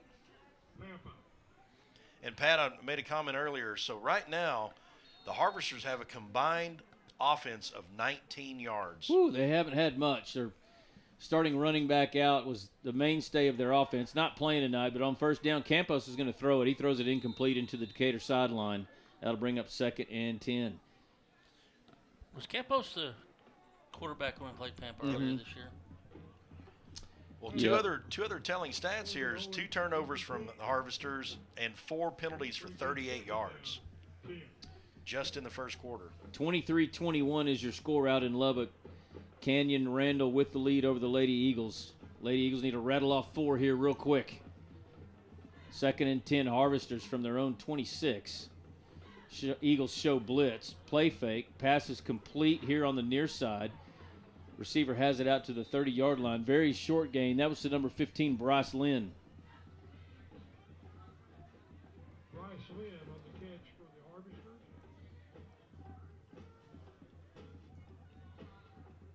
Third down, 6. Real quick, defensively, Brody McClure is leading the pack. 5 tackles, 3 solos. Lando's right behind him with 2 and 2, 1 for a loss. And then just a litany of Eagles after that, all getting in on the action. 2 receivers wide to each side for the Harvesters here on 3rd and 7. Ball at their own 30. Campos looks to throw it. Under pressure, throws it across the middle, over the top. Got and flags. Incomplete. It looks like roughing the passer. Yeah. He's slow to get up. Oh, man. He staggered, too. Campos looking for Bryce Lynn across the middle. I don't know who it was. I keep forgetting that I've got the game going here on my iPad. I could have looked at the replay. Hunter Chenault trotting off. I don't know if – looks like Coach King putting his hand on his shoulder. Wait a minute. That's against – okay, so we got offsetting. We had a chop block and then a personal foul roughing the passer on Decatur. Are they going to offset, or how are we going to do this? Yep. Yeah, they're gonna offset. So we'll replay third down. Personal foul on each team. Cut block against Pampa. Roughing the passer against the Decatur Eagles. Chenault trots back onto the field. Replay, third down. Hatchell will come off. Still 3rd and 6.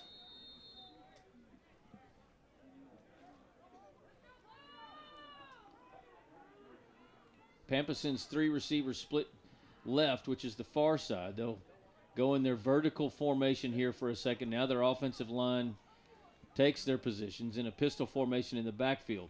Play fake. Campos throws it complete on the far side to number 16. He's out all the way out to the 40, and I think Pampa's got their very first down of the evening. It is, and I think that's their longest play of offense so far. It's actually half of their total offense.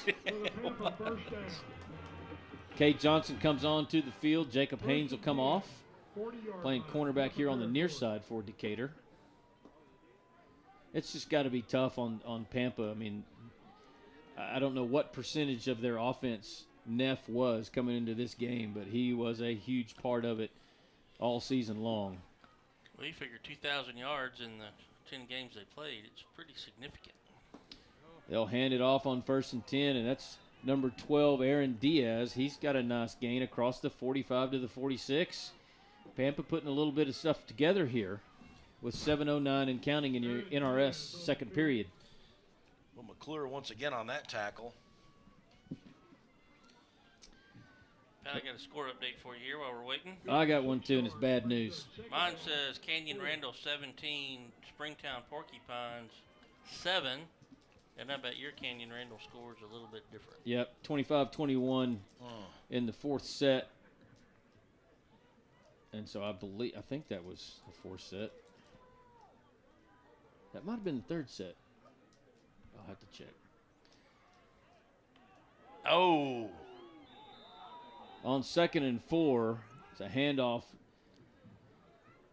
coming left for the Harvesters all the way out to the 50, and it's another first down. Antoine had pretty much a full head of steam on that hit. So let me see here. I'm trying to figure out what set we're on. Texting Jacqueline. I think that may be it.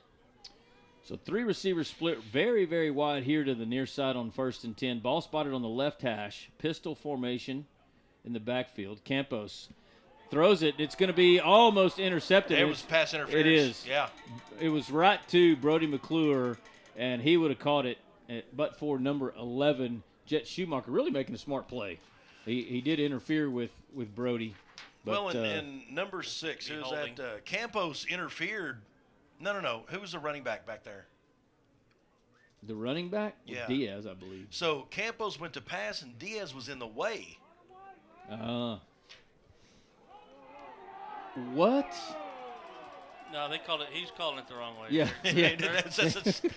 The official started walking off like it was pass interference on the defense, and he walked about 8 yards in the wrong direction, and the Decatur fans went kind of crazy. He didn't have his buddy there to turn him around like he did on that last penalty. Right. Sorry, boy. Sorry about that. There's no grace. No. The guy knew he made a mistake, and they would have fixed it. But he's got an interesting grin on his face right now. So it's now 1st and 20 for the Harvesters from their own 40. Same alignment, same formation as they ran the last play. There's your snap, but they'll hand it off to Diaz this time, coming straight ahead, and he's met at the line of scrimmage. Now he's pushed back. Corbin Owens and Caden Barnes. I think Wyatt Van Zant in on that one as well. That was a short gain that involved a lot of pain, it looked like. I would not. It didn't look fun. That did not look fun at all. 2nd down and 18 now for the Harvesters. Clock continues to run with 5:15 left in your second quarter. 2nd down, 17. A promising offensive series was being put together by the Harvesters until it's looking like it's going to get derailed. 3 receivers wide left. There's your snap. Campos is going to throw it. It's complete to the far side, short in the flats, all the way out to the Ball's original on the ground. line of scrimmage, and it looks like the ball hit the turf.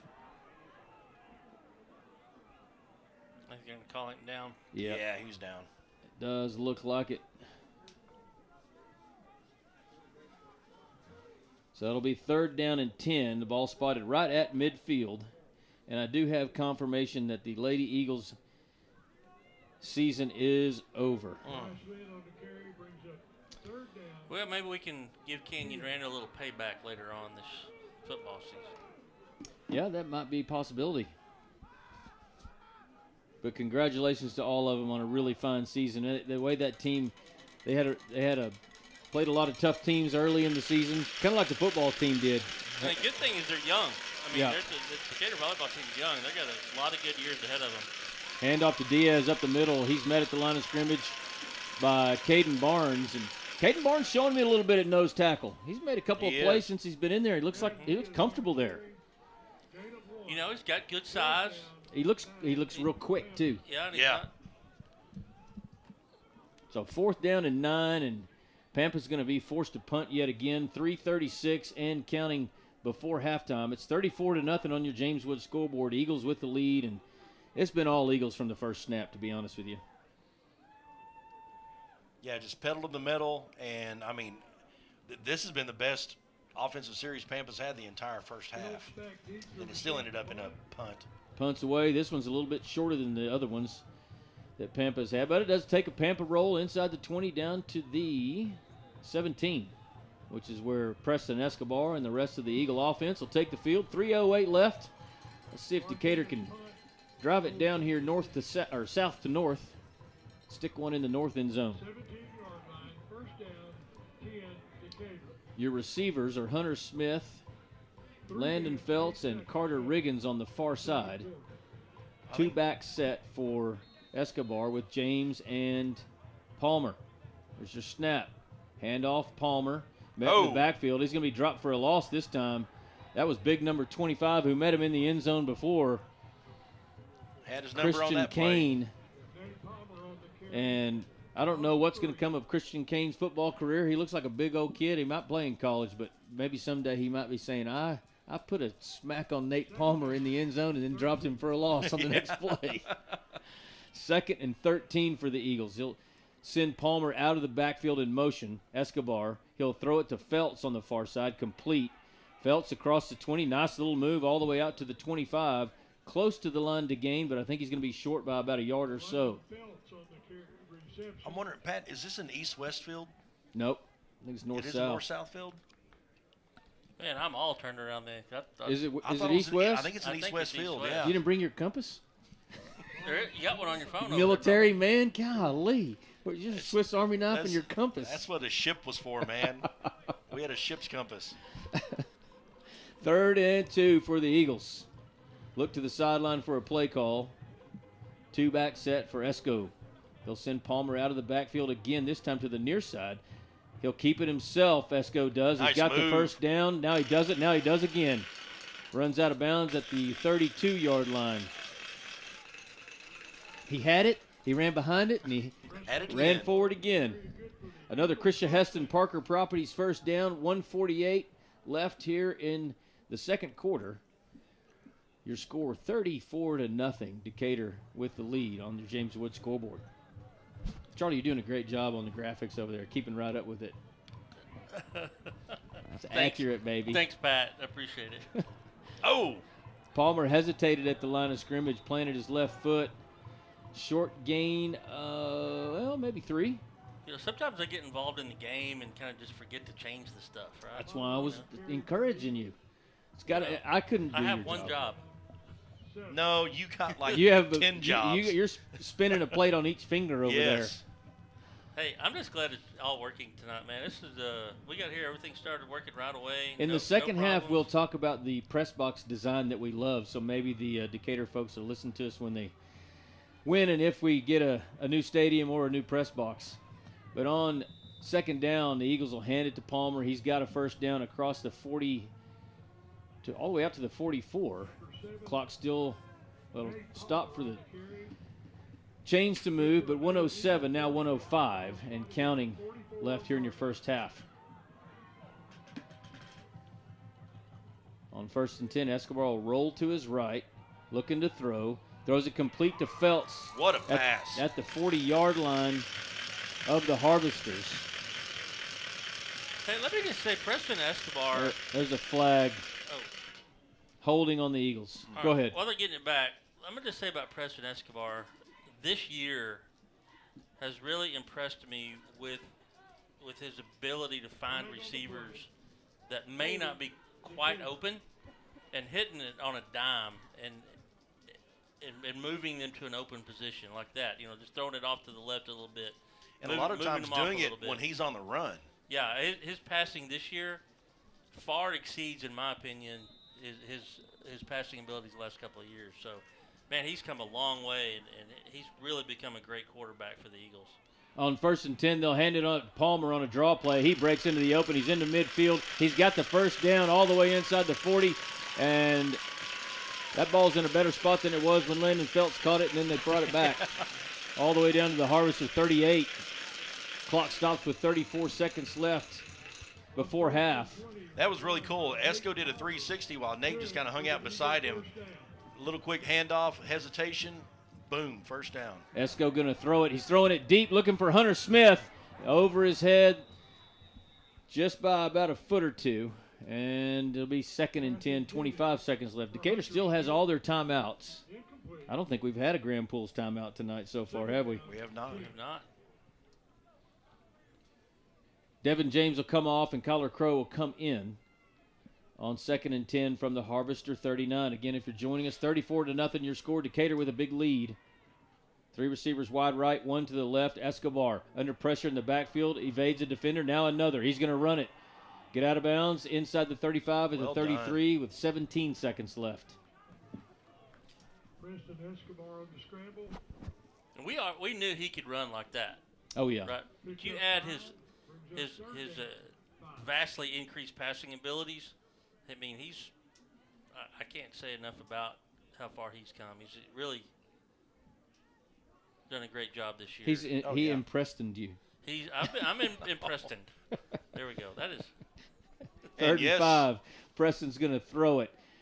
No pressure. Now he does have some. He's going to throw it to Felts along the far sideline. Oh, what a move. And he's back across the grain, heading for the end zone. Will he get there? Landon Felts is going to score. What a wow. 2 or 3 amazing moves from Felts. That was awesome. 34-yard passing touchdown from Esco to Landon Felts. And, he caught it on the far side, and there was hardly any time left. I think 15 seconds when the play was called, and I thought he should just run it out of bounds, and he planted his foot, came back to the middle of the field, and I was like, oh, man. And then found a couple of lanes somehow. And it worked out for him for another McLaughlin Supply touchdown. I think he was Preston's last option over there. And El Dape's extra point brought to you by Decatur Tire is good. With 2 seconds left in your NRS second period, it's 41-0 Decatur on your James Woods scoreboard. We'll take a break, and we'll be right back with more Decatur Eagle playoff football right after this. I'm really getting tired of doing these. Hey, Casey Caraway with the Caraway team. One thing I know about selling real estate, curb appeal really helps. One of the best at creating curb appeal is Chase Chapman with Chapman Landscape and Irrigation. He told me he's getting his hands dirty today. He's working hard. He's always in the field. Let's catch him in the act right now. Chase! No! What are you doing? Hey, man, take it easy. We're doing yoga back here. You told me you'd be working today. These Eagles made the playoffs, man. I'm working out, trying to get in shape. I'm not doing this anymore. I am done. I'm over it. I'm done.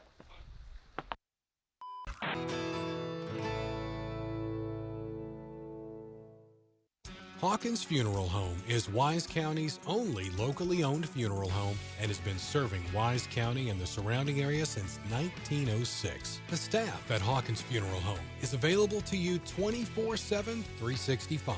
Call Hawkins Funeral Home at 940-627-5959 or visit one of their 3 locations in Decatur, Bridgeport, or Boyd. Hawkins Funeral Home, proud supporter of Wise County youth and education and sports. Welcome back to Eagle Playoff Football on Decatur Sports Network. Tony, you got a Wise Choice Meats scoring summary for us? I do, Pat. It's our longest scoring summary of the entire first. Oh, ball's on the ground. Kickoff fielded by number 8, brought all the way out to the 35. We got flags and. Sorry, I got derailed when the ball. It was just a line drive on the ground. So it started off after yet another punt from the Harvesters, and two common denominators in that scoring series was Nate Palmer and Landon Feltz. Nate Palmer with just multiple runs all over the field. Landon Feltz had a pass early in the series, and then to cap the series, it was Preston to Landon Feltz for a 34-yard run, and Landon just split multiple defenders, running 34 yards cross-field, scored the touchdown. Eleazar Aldape with the extra point. So that'll do it for your first half. The Eagles will go to the locker room. Thanks to NRS for bringing us the second quarter. It's 41-0 on your James Woods scoreboard. We'll take a break. We'll be back with our halftime show. It'll include we got our band here, right? Yep. Yeah. Big Blue Marching Band, stats and scores from around the area, and an interview on the field coming out of the locker room with Coach Huff. All that coming right up. We'll be back after this. Hey, Wise County, Erie Co AC and Heat is honored to support the Decatur Eagles. Since 1982, Erie Co has been Wise County's premier HVAC specialist, taking care of all your heating and cooling needs, as well as sales, refrigeration, and installation services.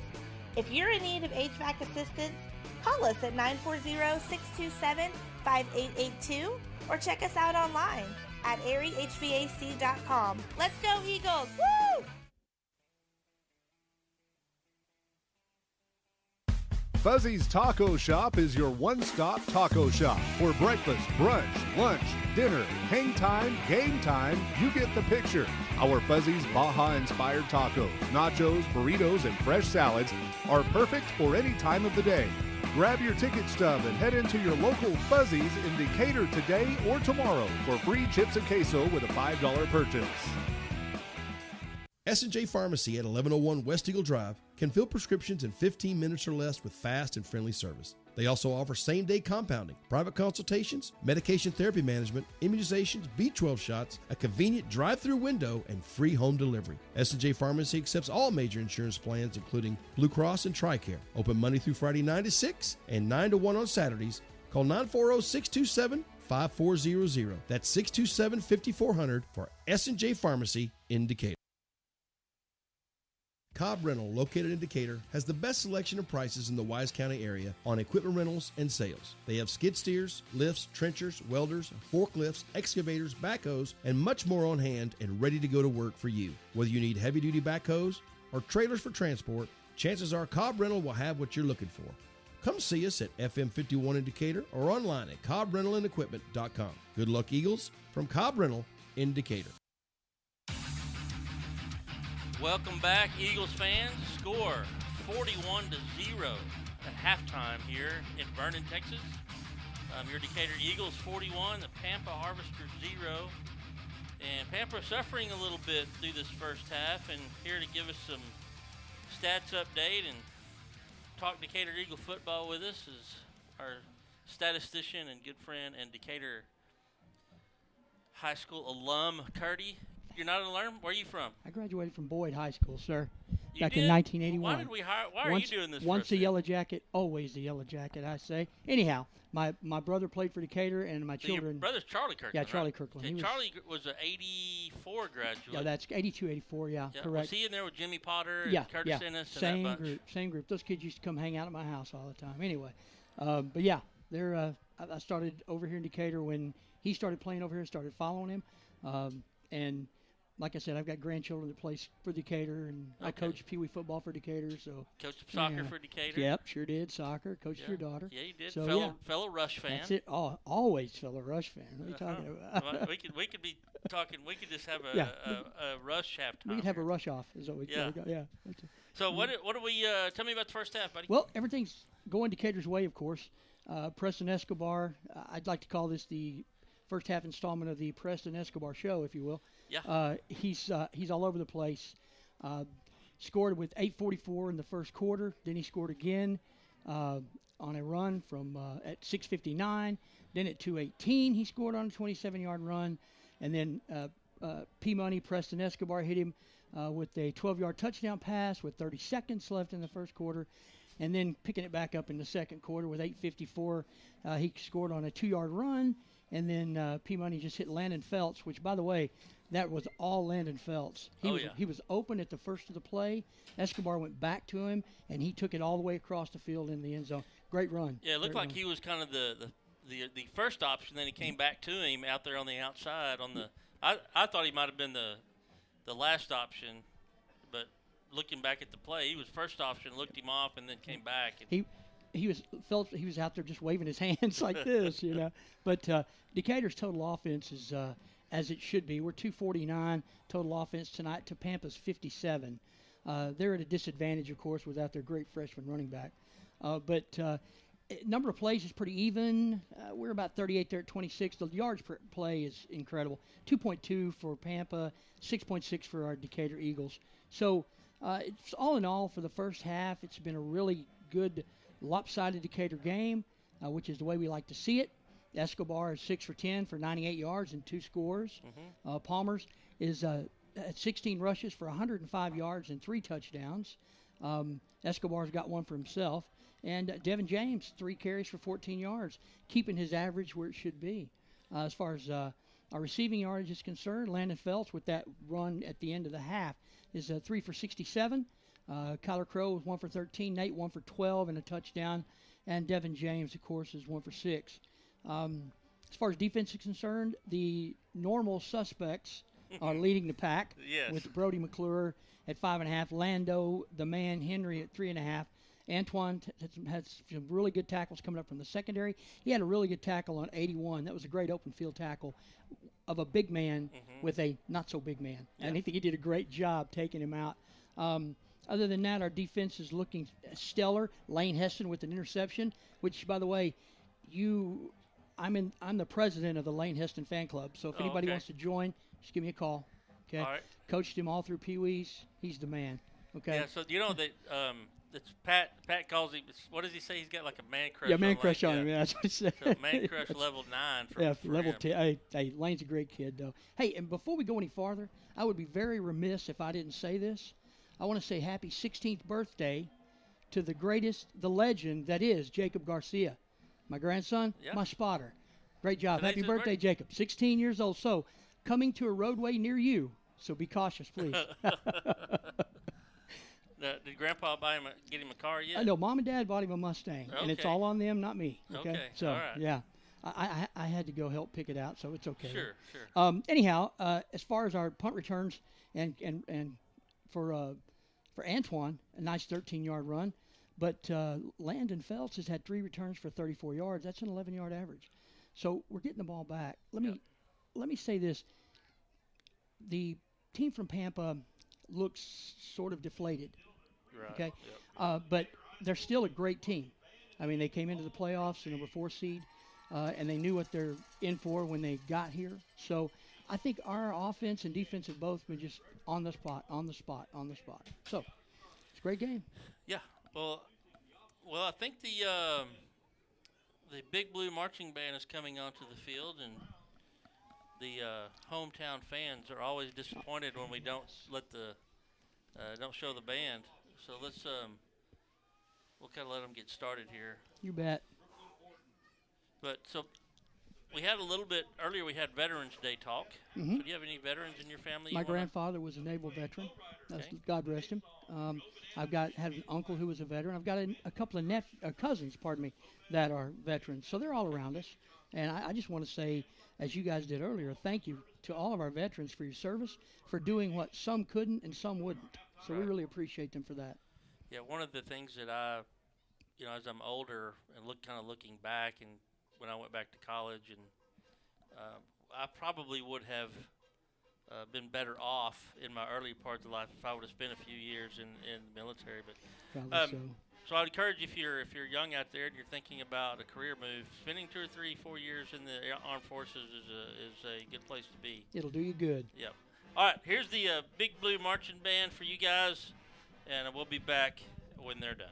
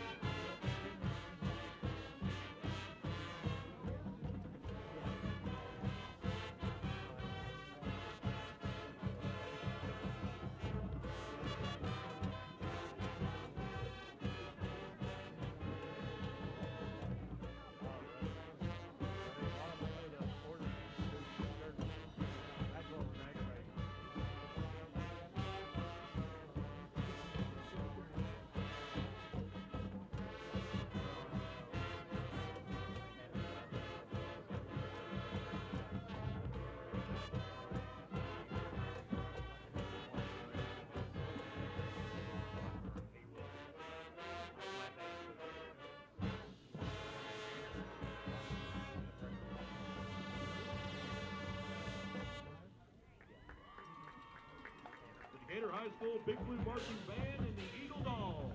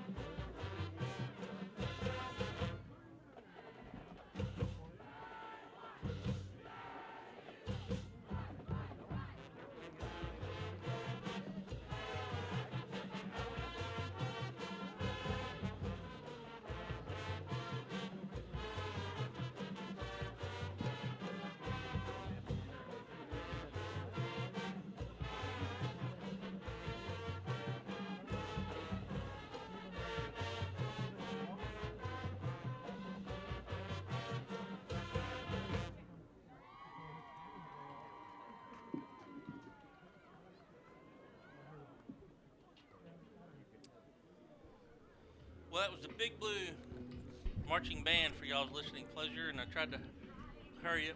Wait a minute, what do we got going on here?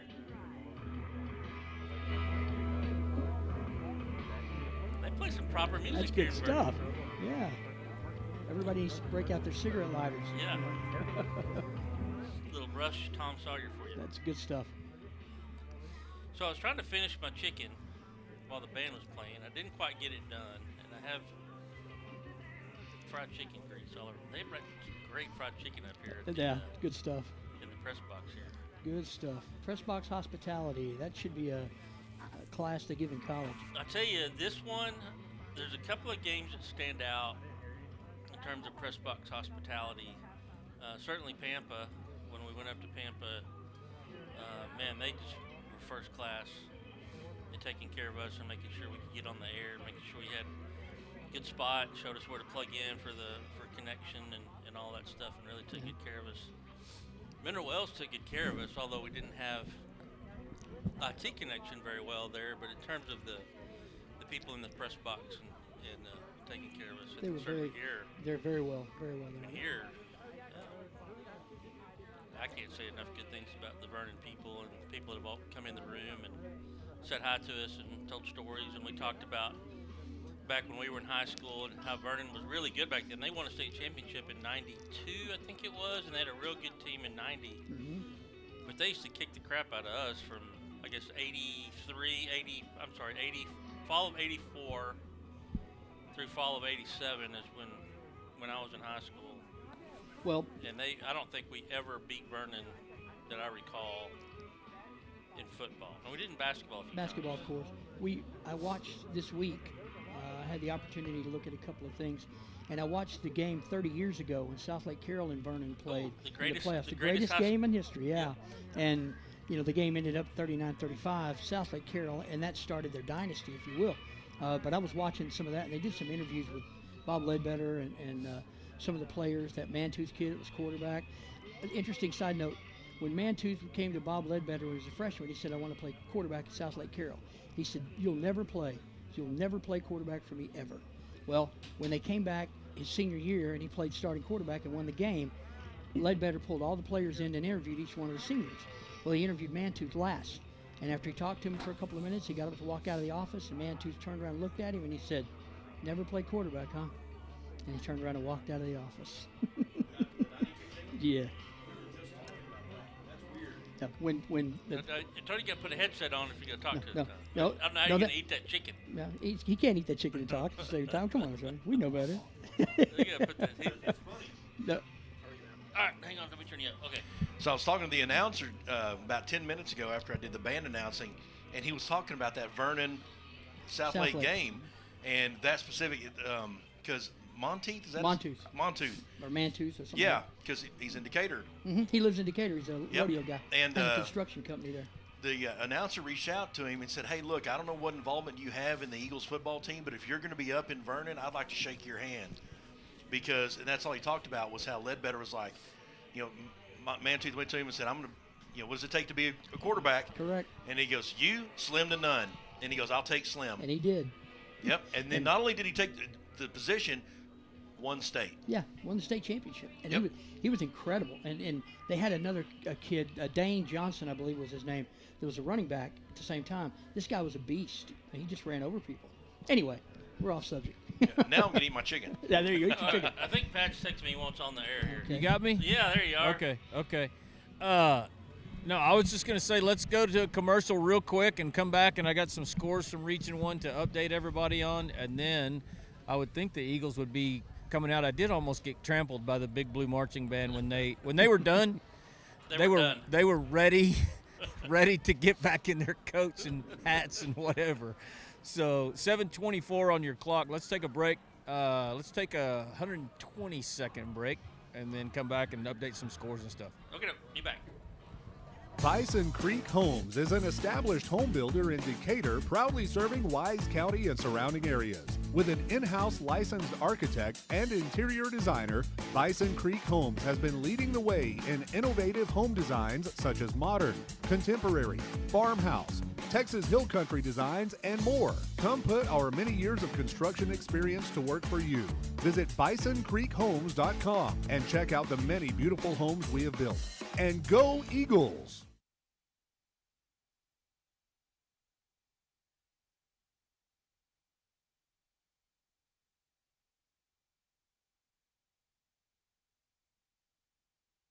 Fit and Wise in Decatur is proud to provide sports medicine and therapy programs for all North Texas athletes with injury clinics on Saturday mornings. Their sports and therapy program features an experienced sports medicine team, a wide range of team and extreme sports programs, and physical therapy and rehabilitation services to keep you on top of your game. Fit and Wise has a state-of-the-art therapy location right here in Decatur, along with others around the Metroplex. Come by and visit our friendly staff or visit us online at fitandwise.com. For all your seamless gutter needs, give us a call at Wise Gutter Solutions, area code 940-389-7880 for a free estimate. We service Wise and all surrounding counties. We offer new install, repair, leak protection, and cleaning services. We have over 32 different colors for you to choose from also. You can log on to our Facebook page and follow us at Wise Gutter Solutions or our website, wiseguttersolutions.com. We appreciate the opportunity to earn your business, and we look forward to speaking with you. Make the wise choice. Wise Gutter Solutions. Go Eagles! Texas Farm Bureau Insurance in Wise County has protected fellow Texans with auto, home, and life insurance since 1963. We have 2 locations in Decatur and Bridgeport that serve over 4,500 members in Wise County and the surrounding areas. Whether you're wrangling cattle or kiddos, we're proud to protect all fellow Texans in all Texan ways of life. Kelly Lynch, Doyle Lowe, Lisa Bradshaw, Chris Hanlon, and Monty Houston are located in the Decatur office across from James Wood Motors. Lisa Bryant and Todd Vineyard are located in the heart of Bridgeport on Wholesale Street. Give us a call or stop by and speak to one of our 6 local agents. Coverage and discounts are subject to qualifications, and policy terms may vary by situation.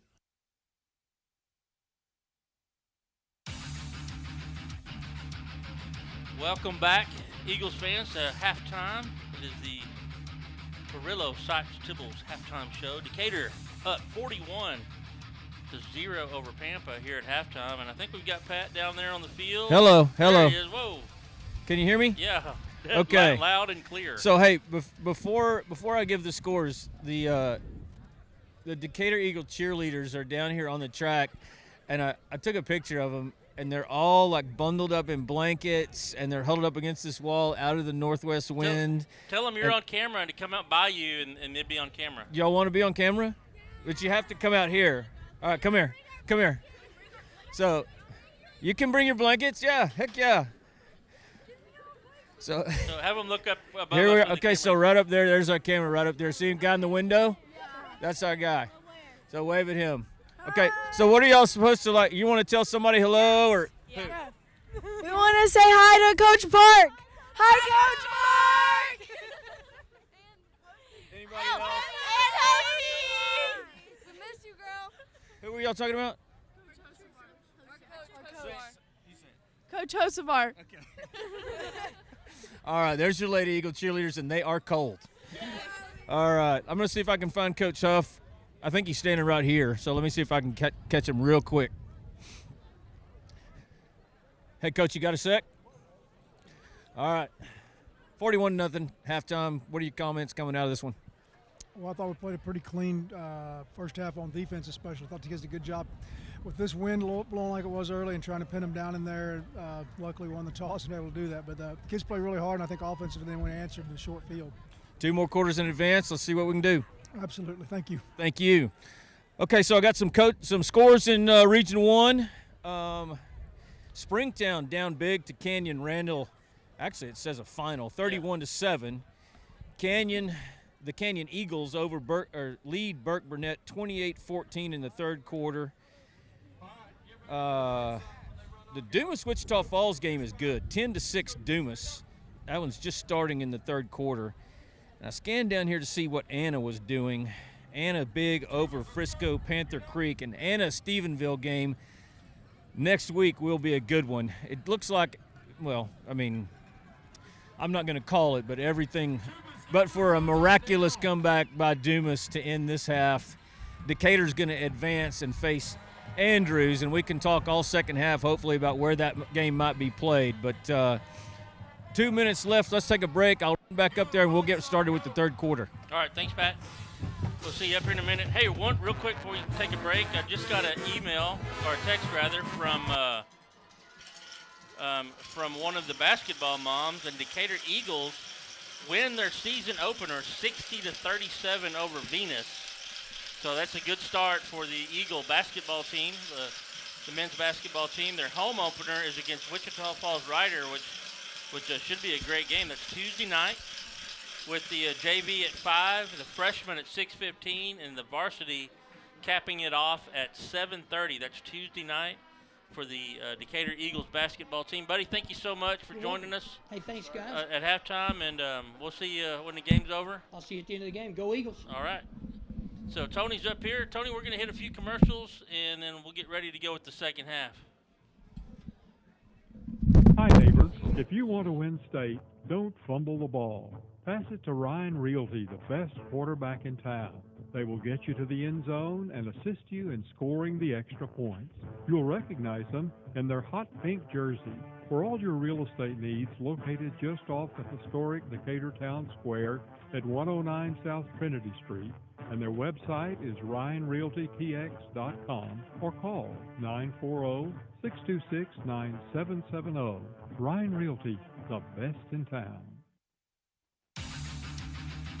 All right, welcome back to the third quarter. Pat will have the sponsor for you for the third quarter when he's back on with us. Woo. There he is. It's the Shop Indicator onside kick by PAMPA to start us off. Fielded perfectly by Decatur, by the Mendoza. Yeah.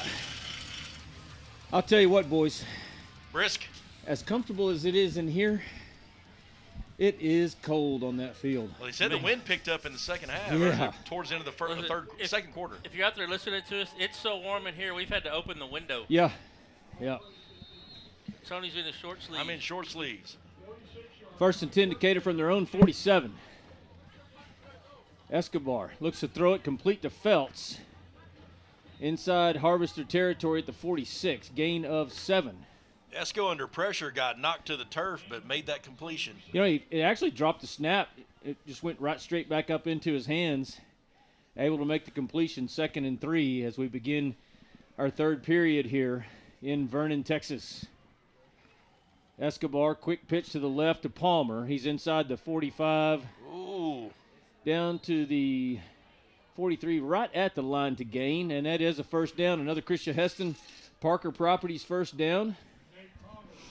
You know, we all know Nate's a strong runner, but his upper body strength right there, he barely had the ball in his hand when he got tackled, and he tightened down on that thing. He had 2 different defenders trying to strip it. 2 back set for the Eagles on 1st and 10. Hand off to James. He makes some people miss, gets inside the 40 all the way down to the 38. Nice run there by Devin. Gain of 5. I was talking to some people down the hall, and they were all asking me about Nate Palmer, and I said, don't sleep on number 5 either. No. Devin's had a great, great season. 2nd and 5 for the Eagles. Palmer stands to Escobar's right. He sends Feltz in motion to the far side. Esco rolls to his right, looking to throw it. Still looking. He's going to throw it out of bounds. Everybody was covered up.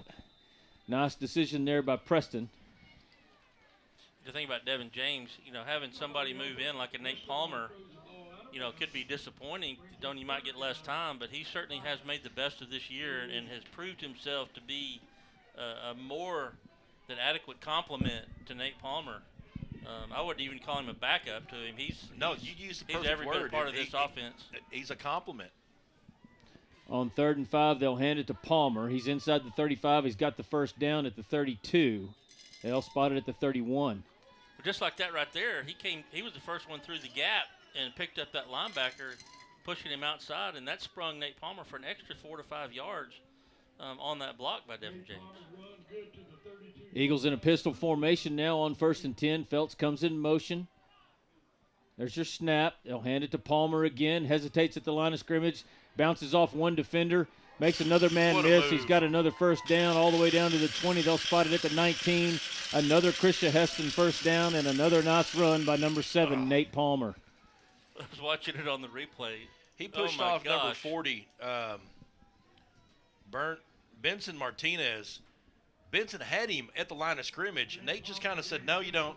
Yeah, nice little stiff arm and just pushed himself away from him. 1st and 10, Escobar's going to throw it. Looking over the middle. Throws it incomplete. That was intended for Carter Riggins. And that was number 25 again. Christian Kane with a – if he's done anything today, he's brought the wood. Yeah. He is not afraid to lay it down. He's announced his presence with authority.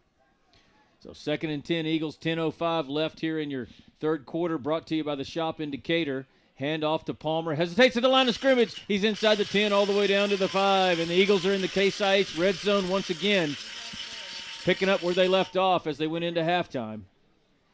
Dominating the line of scrimmage and really dominating this football game in every phase.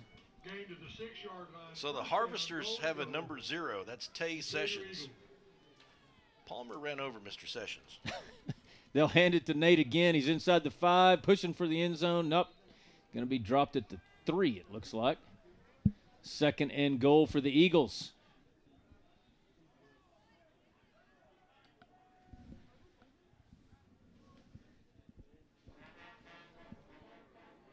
Trying to keep my eye on this Dumas-Wichita Falls game. I figured that one was going to be a good game. It's not very exciting to watch offensively with a 10-6 score in the third quarter, but I knew it would be close. Palmer motions out of the backfield. Escobar's going to keep it himself around the left side toward the goal line, and he's in. Yep. Preston Escobar with another Eagle touchdown, brought to you by McLaughlin Supply, with 9:09 left on your James Wood scoreboard.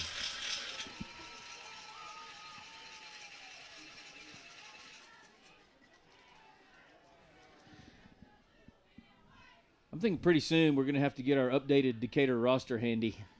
I believe you're correct, sir. Start calling some jerseys that we don't always get to call. And no. I figure either the next series or the series after that, it's going to be all hands on deck. A lot of movement on the snap of the extra point. Flags are down. Whistles blow. Either Decatur moved or, well. Whoa. It's either illegal procedure or offsides, so we're going to kick it over. It's either going to be moved forward or moved backward. That's the only question. It's offsides on the Harvesters, so they'll move the ball halfway to the goal line. It'll be on the 1.5-yard line. And we'll get another shot at the Decatur Tower extra point.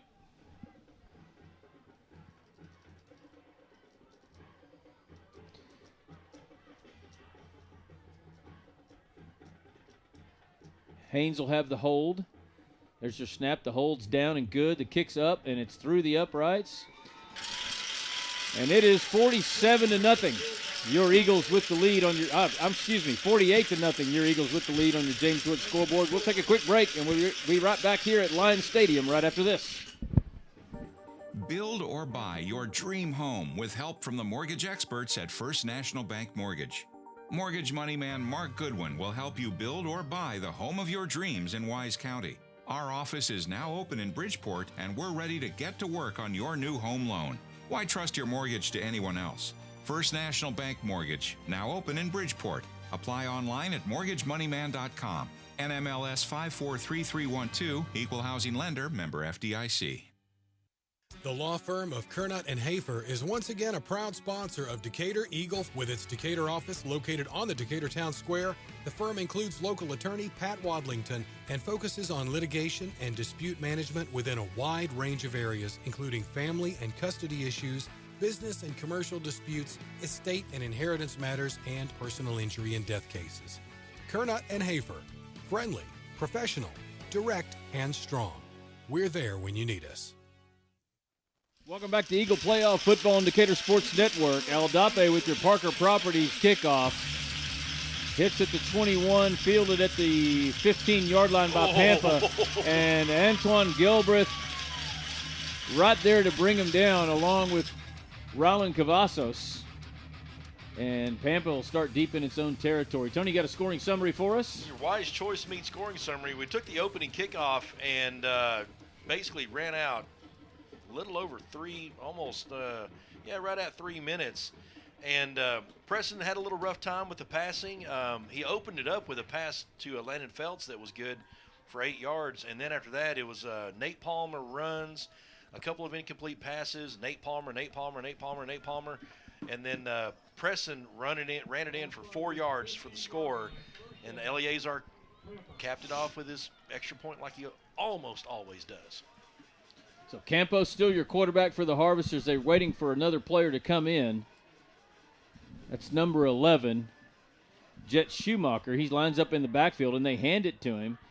He's met just past the line of scrimmage by Lane Heston and brought down, gain of maybe 5, all the way out to the 20. So it'll bring up 2nd and 5 for the Harvesters.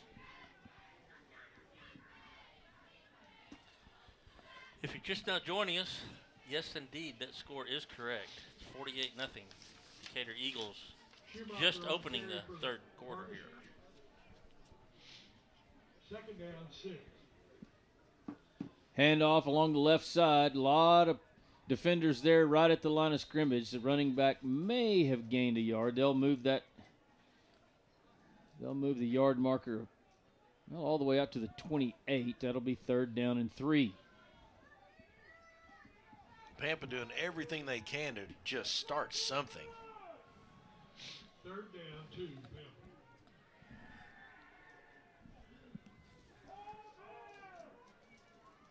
What is it? What's everybody yelling about down there? Not sure. Hold them, or they're wanting them to hold them. Two-back set for the Harvesters on 3rd and 2. Handoff Schumacher. He's around the left side. He's got the first down. Tackle made by Brody McClure. So that'll be one of the rare first downs for Pampa tonight. I think that's maybe the 3rd one. Let's see here. Pampa had 59 yards in the first half. Total offense? Yep, total I couldn't pull my stats up. I don't know why. The link that was you had to navigate through a couple different links. I'll get you to show me at the next break. Okay. So 1st and 10 Harvesters, ball at their own 28. Two-back set with Campos. Handoff along the left side. Tackle made right at the line of scrimmage with Brody Edens. That was number 12, Aaron Diaz on the carry. Gains 1 yard all the way out to the 29. Short game brings up 2nd down, 9.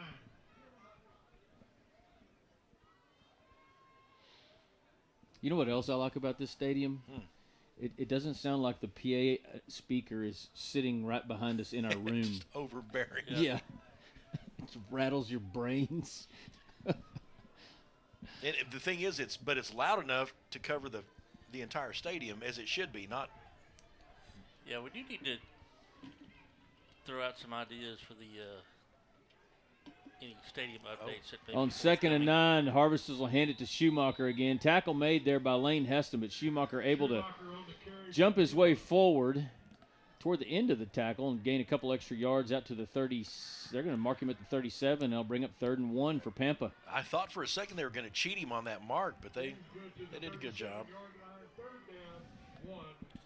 Pat, I hope whenever we do some stadium updates that they ask the people that actually work in the press box their opinion. Unlike the building that we work in. I'm not going to say anything. I was thinking the same thing. Well, 3rd and 1. Decatur shows blitz. It's the Vendozer. Gets in the backfield. I think the running back was able to push his way to the line to gain. It'll be another first down for Pampa. Oh, they gave him a first down. Yep. Yep.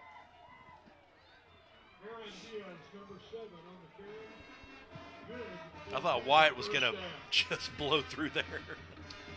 We got Keegan Hatchell in at left defensive end. Now, as soon as I say that, he comes out.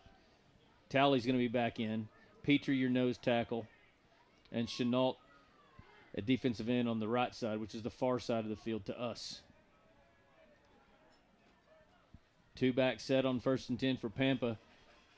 Fast running third quarter here. They're going to hand it to Schumacher again. He's into the secondary. Good tackle run by Schumacher. Tackle made by Cade Brazil. And where's that been? Yeah, Pampa's putting together a decent series right now. So after that first down, Pampa 1st and 10 from their own 49. 5:20 and counting here in your third quarter. Brought to you by the Shop in Decatur. 48-0, your score. Decatur with the lead.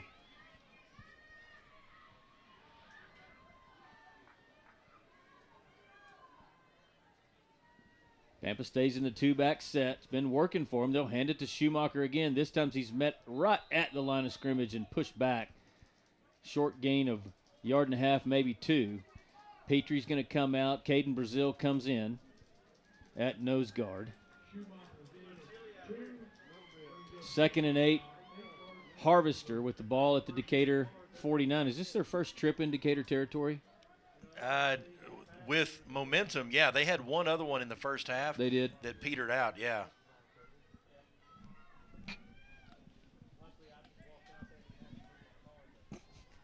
Second and 8, Harvesters. I can hear y'all giggling up there. See your microphone. You might as well just start laughing. A couple of school kids. Handed off to Diaz. He's met in the backfield. Oh, my goodness.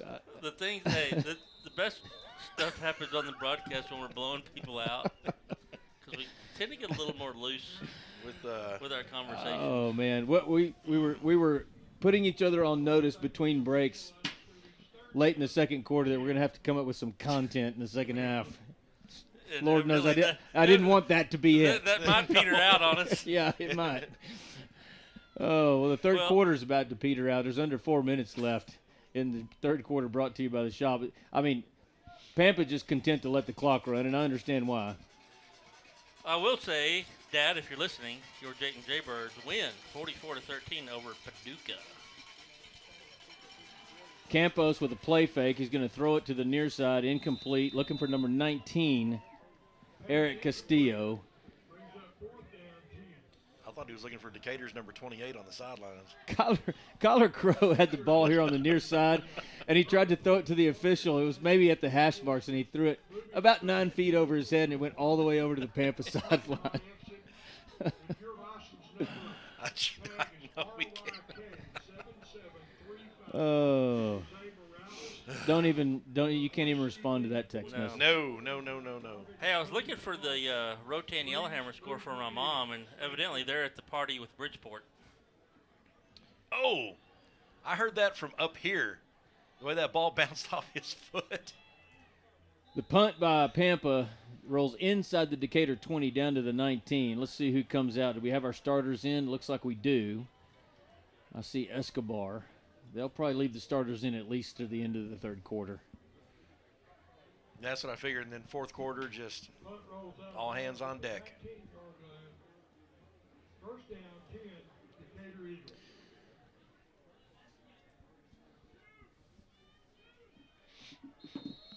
Two receivers wide left, one to the far side. Handoff, James up the middle. Oh, nice Met run. at the 25 and dropped. Gain of 5, maybe 6.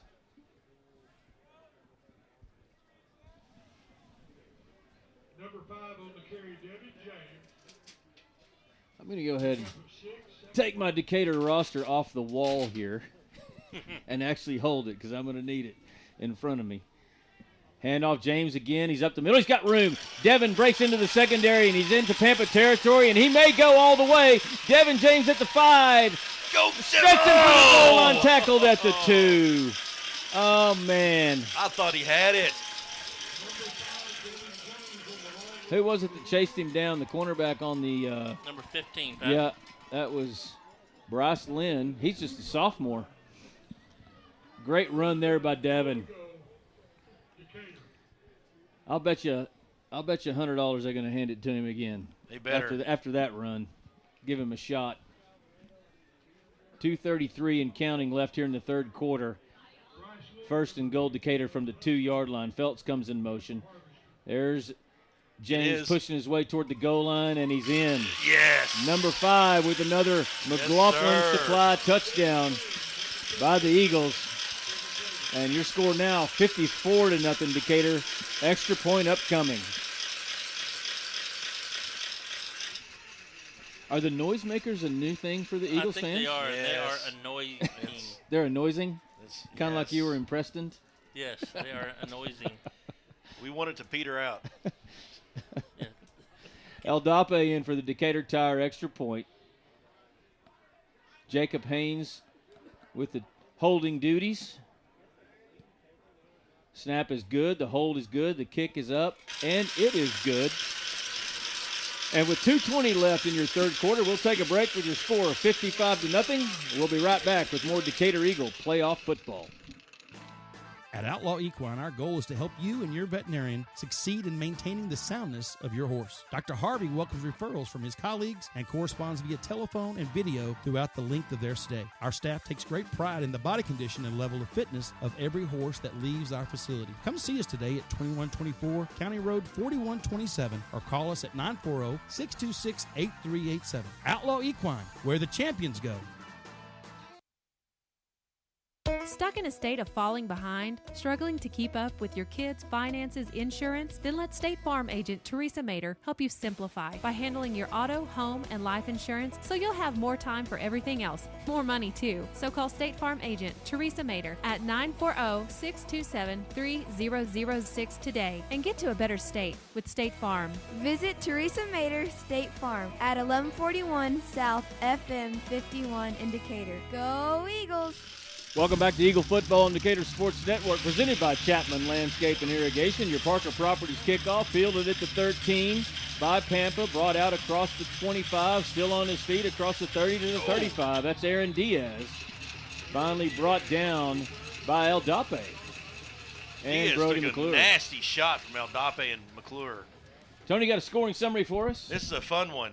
So after the Justin Martinez punt, we had a run from Antoine Gilbreth for, for about 6 yards, and then a Devin James explosion of 75 yards, tackled by number 15, Bryce Lynn, down on the 1-yard line, and then, or 2-yard line, and then, of course, we handed to Devin James to punch that score in, and then Eleazar capped it off. Your score now 55-0. Well, 1st and 10. Harvesters from their own 36. They'll hand it to Schumacher, met in the backfield by Lando Henry. Grabbed onto an ankle, and Schumacher able to push forward for a gain of 1.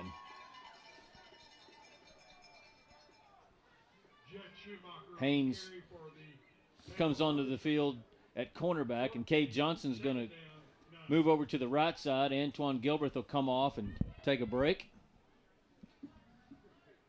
Got some changes in the secondary as well. Looks like Nathan McCrory playing strong safety in place of McClure. Hand off to Diaz on 2nd and 9. He's met in the backfield. Drop for no gain. And we're under 2 minutes left here in your third quarter. It's a very fast third quarter, Pat. Petrie comes off. Caden Barnes comes in at nose tackle. Jude Robinson in at inside linebacker for the Vendozer. Lane Heston's going to come off. And Brody McClure is playing outside linebacker. Huh. That's interesting. Yeah. Handoff Schumacher. Oh! He gets out to the 40, and that's about it. He gets to the 41. That's going to bring up 4th down for Pampa. Now, I'm sure it's probably going to be a punting formation. Under a minute left here in the third quarter. Eagles leading 55-0 on your James Wood scoreboard. Our punt return team is going in. Oh, yeah, their punt unit's coming out. So it's Feltz and Gelbreth. Justin Martinez with the punting duties for the Harvesters. Feltz standing at the 29-yard line and Gelbreth standing at the 39. An interesting formation of the return men, and it hits right in between them. Hits on the turf, and Feltz is just going to let it roll. It's going to go all the way down to the 18, which is where Decatur will start this drive with 5 seconds left in your third quarter. Let's see what Martinez's punting stats look like since there's been so many. So we got some changes. Jed Ross coming in at quarterback. There you go. Abram Graham, a sophomore running back, is in the ball game. Luke White is the receiver on the far side. Still got Landon Feltz and Hunter Smith here on the near side. And Kyler Crow is your wing. With Jed Ross in a shotgun. He'll hand it to Graham. He breaks into the secondary. Gets met at the second level about the 24. Nice gain of 6. Nice run. And that's going to be into the third quarter. Thanks to the Shop for sponsoring the third quarter. 55-0, excuse me. As we head to the fourth quarter, we'll be right back with more Decatur Eagle playoff football after this. Dynasty Overhead Door is the premier garage door company in North Texas. We offer garage door sales, installation, and repair services for both residential and commercial customers. If you're looking to replace your old unsightly garage door at home with a new one or add on another commercial overhead door in your warehouse, visit our Big Blue shop right off North Highway 287 in Decatur or online at dynastyoverheaddoor.com. Dynasty Overhead Door says, "Go Eagles!" Do you need a new trailer? Texas Custom Trailers in Decatur has the perfect trailer for you. No matter what you're hauling, Texas Custom Trailers has a large selection of utility, flatbed, equipment, cargo, and livestock trailers in stock and ready to go to work for you. See all the brands, photos, and pricing at TexasCustomTrailers.com. You can also find trailer parts and expert repair at Texas Custom Trailers. Go see Texas Custom Trailers on 287 north of Decatur, and go Eagles! Welcome back to Eagle Playoff Football on Decatur Sports Network, presented by Chapman Landscape and Irrigation. 2nd and 4 for the Eagles. Handoff up the middle.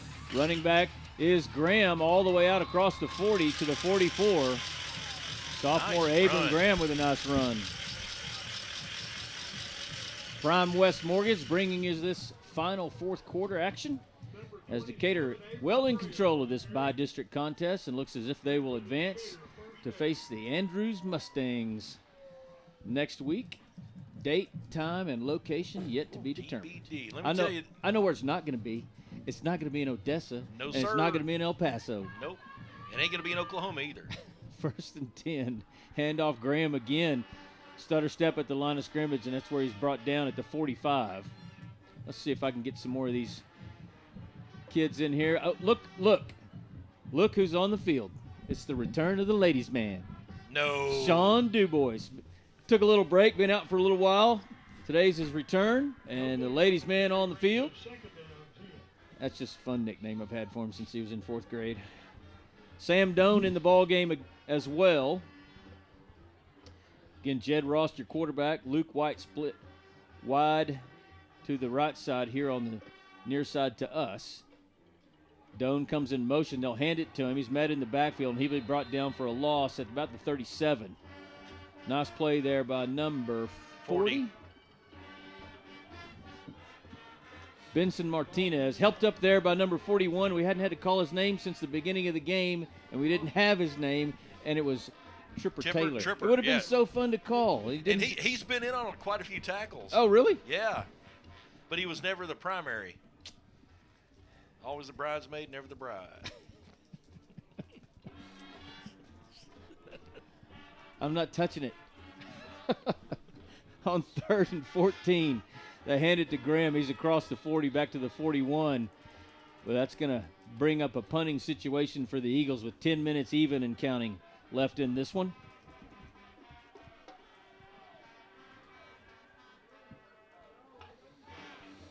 So if any, I guess we can't get too much into how we would build our perfect press box. Yep. But we love the design of this one. Yes, we do. with the broadcast booth on one level and the camera for the same broadcast team directly above us. Yes. And you can just run the cables to the top. That's Makes perfect. It nice and easy. Look here, boys. A Grand Pools timeout with There we 9:34 go. left in your fourth quarter. 55-0. We'll take a break, and we'll be right back after this. Do you need a new trailer? Texas Custom Trailers in Decatur has the perfect trailer for you. No matter what you're hauling, Texas Custom Trailers has a large selection of utility, flatbed, equipment, cargo, and livestock trailers in stock and ready to go to work for you. See all the brands, photos, and pricing at TexasCustomTrailers.com. You can also find trailer parts and expert repair at Texas Custom Trailers. Go see Texas Custom Trailers on 287 north of Decatur, and go Eagles! Hi, this is Sam the Concrete Man, and we've been providing residential and commercial concrete services since 1989 with a team of expert concrete installers. If you're looking for reliable, experienced concrete, Sam the Concrete Man is the concrete company for you. We're dependable, have great track record, and always put our customers first. Contact us today at 817-230-4512 for our on-site free estimate. We also service Denton, Wise, Parker, and Tarrant counties. Go Eagles! Welcome back to Eagle Football, presented by Chapman Landscape and Irrigation. 9:34 left in your Prime West Mortgage fourth quarter, and the Eagles punting unit on the field. Just joining us, it's been all Eagles from the first snap. 55-0 your score on your James Wood scoreboard. And Jacob Haynes standing at the Decatur 29, ready to punt this one away. Aaron Diaz deep for the Harvesters. There's your snap, punts away. Ooh. End over end kick, nice kick, hits at the 29, takes a Decatur bounce, and then kind of takes a stop right there at the Harvester 29. Caden Barnes picks it up, and that's where Pampa will have the ball. Let's see, we've got some, where everybody's going to line up. New boys in blue out there. Caden Barnes, Corbin Owens, and Hunter Donahue will be your front three. We got Brian Diaz at linebacker, Lane Heston's on the field, Jude Robinson at linebacker, and Aaron Rushing. So Heston and Robinson are your inside backers. We'll get to your secondary here momentarily. I do know that your safeties are Nathan McCrory. I can't see the far safety. Maybe Jacob Haynes. Sure is. Handoff on first down by the Harvesters. Out across the 25 to the 27. Your cornerback here on the near side, Rylan Cavazos, and Cade Johnson on the far side. So a few starters sprinkled in, some playing in different positions. So we got a scoring update here. Dumas and Wichita Falls are Wichita Falls Coyotes 15, Dumas 10 with 4 minutes left in the game. Handoff Schumacher on 2nd and 5. He reverses his field, now trying to get around the corner on the near side. Being chased by Brian Diaz, who makes the tackle, but not till after Schumacher got the first down all the way across the 40 to the 44. Local score of note, Southlake Carroll 52, Crowley 13.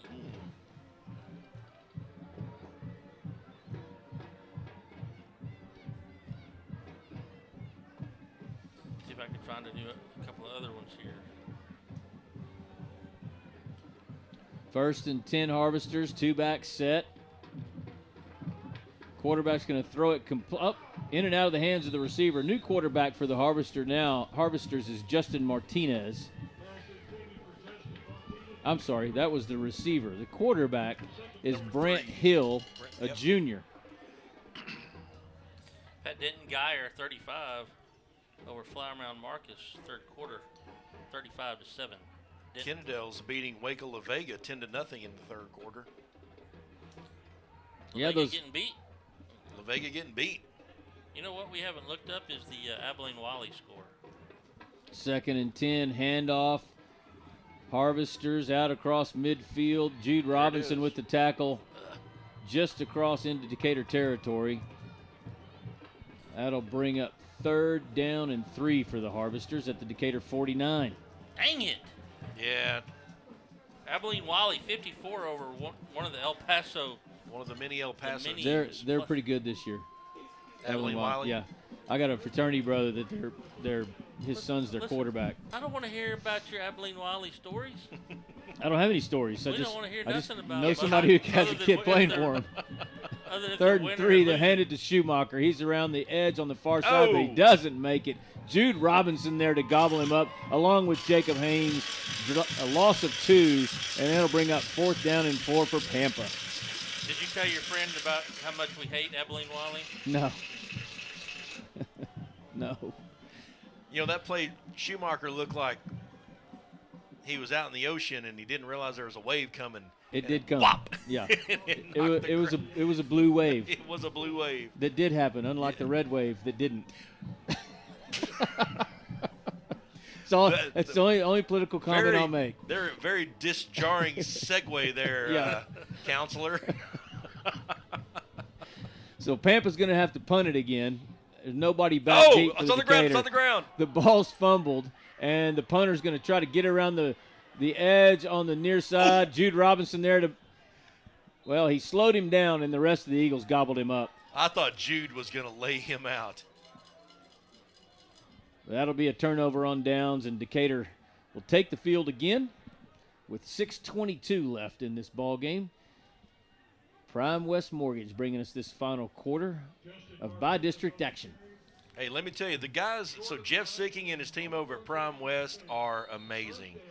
I'm working with them right now in the new house, and I love those people over there. Casa del Muni, Castile del Muni. Hand off to Graham. Hesitates at the line of scrimmage. Now pushes forward. Nice power by Abram Graham. Got a good one. Denton Ryan, 21. Red Oak, 21. Wow. Ooh.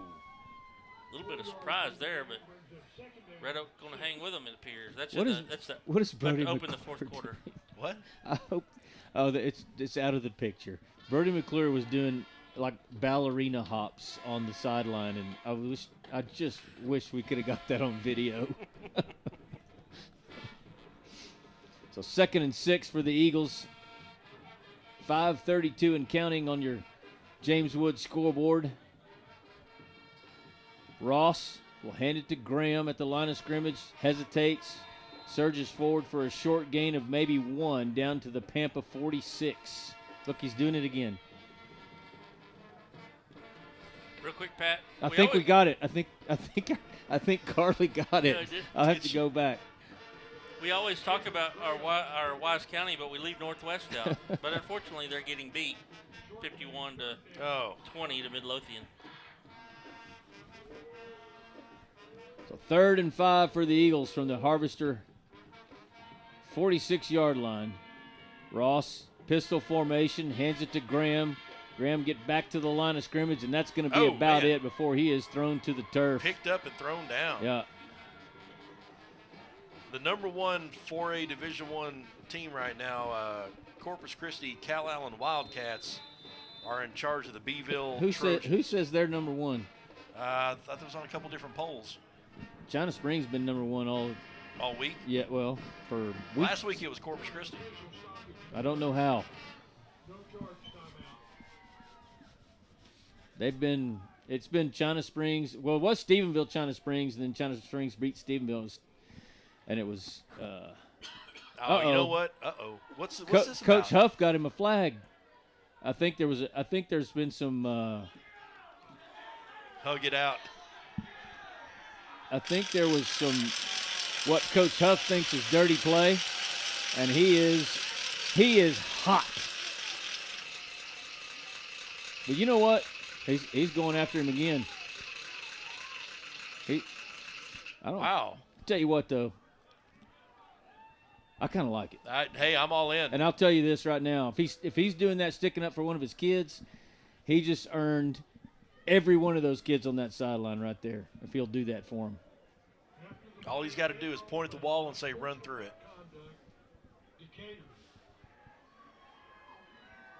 Think I should ask him about it in the post-game interview? Knowing him, he would deflect that. He would. I think not. Coach Huff, there was some close to the end of the game shenanigans going on the sidelines. Care to elaborate on that? No. Well, so Decatur's going to punt it. 4:26 left. Oh, good bounce.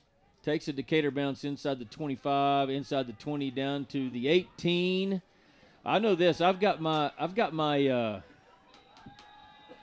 feed backed up, and I'm watching it over here to see what happens. It was on that punt, right? No, right before the punt.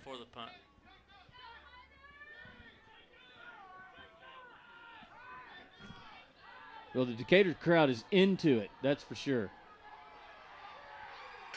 So everybody cheering for, we don't have his number, of course.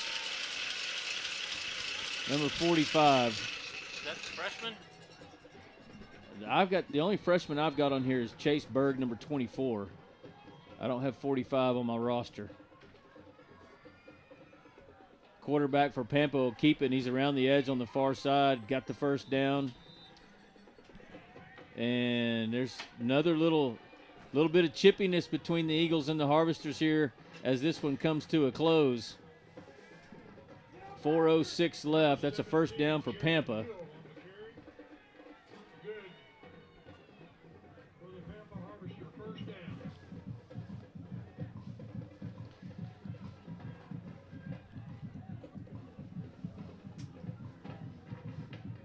The quarterback's going to keep it this time. Out across the 30s, right down to the 34. I'm trying to watch the actual game and then watch my delay over here so I can see what happened on that play, and I haven't seen it yet. On my iPad. There. Was that it? That was 25 again. No, though. that was when I remember that play because we said, he picked him up, that was it. down. That was it. That was it. You can't see Coach Huff, though. There he is.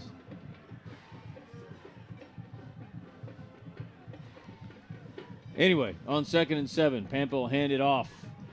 Running back gets to the 40-yard line. It'll be 3rd and 1.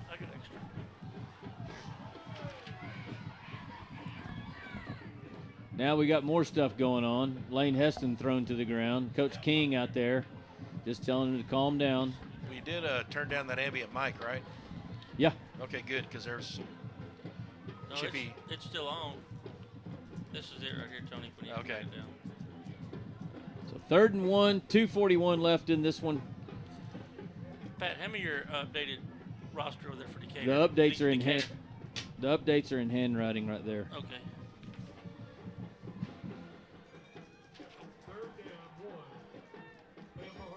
There's your snap. Quarterback will keep it, trying to get around the edge on the far side. He's going to be short. On the ground. And the ball's on the ground. And Decatur is going to recover it, I think.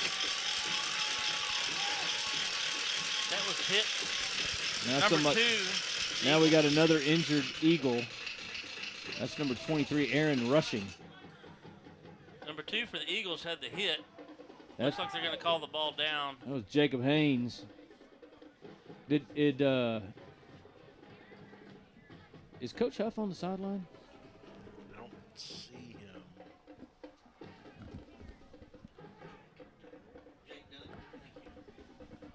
Pat, got a name update for you. Yep.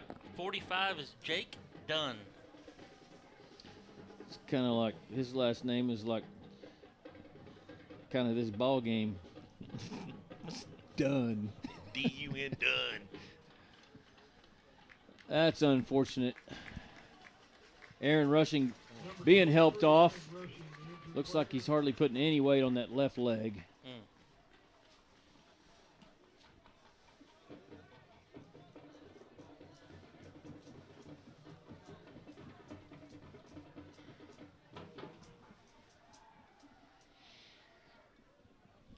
Y'all got anything to say? Oh, yeah. It's the sound of silence. Yeah. 1st and 10, Pampa. 2:18 left in this one. They'll hand it off to Schumacher coming straight ahead. Gobbled up there by number 50, Eric Alexander, and also Jude Robinson there to help finish him off. Gain of a few, maybe 3 yards, out to the 44. Hey, Jude. made the tackle. If anybody listening out hasn't ever had to do this with a 55-0 ball game and the clock just doesn't run fast enough, they just don't understand. It's you literally just want to sit here and be quiet and just, okay, it'll go faster, but it really doesn't. Everyone should get to have this experience. So 2nd and 7 for the Harvesters. Shotgun formation. The quarterback's going to keep it, trying to get around the far side. He's not going to – nothing doing there. Drop for a loss of 1. And 125 and counting. I mean, I was trying to fill in. I was trying to get some scores like from teams that we don't really care about, although – Let's check that Dumas score. Loss of 1, 3rd down. How about some 4A Division II scores we might have around the area? Looking for Bridgeport.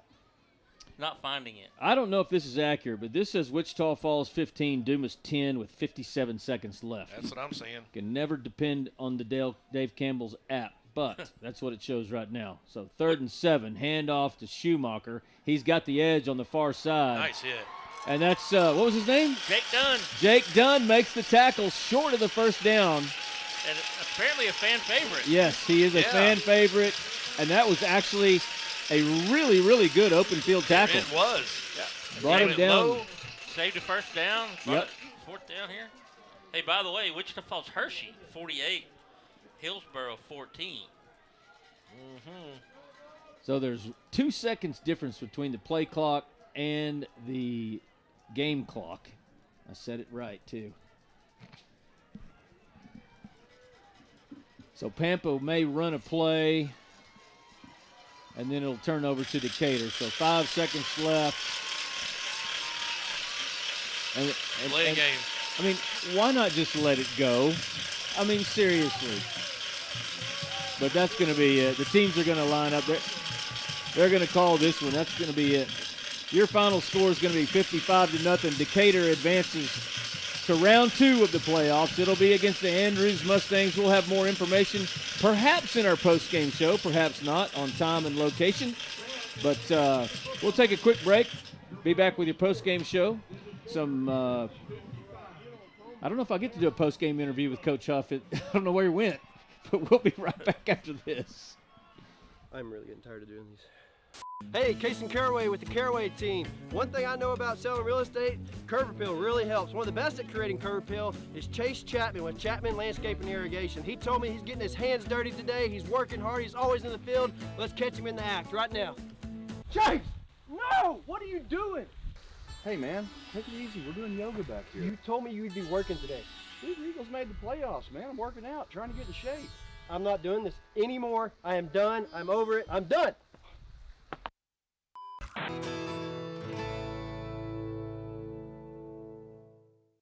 Hawkins Funeral Home is Wise County's only locally owned funeral home and has been serving Wise County and the surrounding area since 1906. The staff at Hawkins Funeral Home is available to you 24/7, 365. Call Hawkins Funeral Home at 940-627-5959 or visit one of their 3 locations in Decatur, Bridgeport, or Boyd. Hawkins Funeral Home, proud supporter of Wise County youth and education and sports. Hey Wise County, Erico AC and Heat is honored to support the Decatur Eagles. Since 1982, Erico has been Wise County's premier HVAC specialist, taking care of all your heating and cooling needs, as well as sales, refrigeration, and installation services.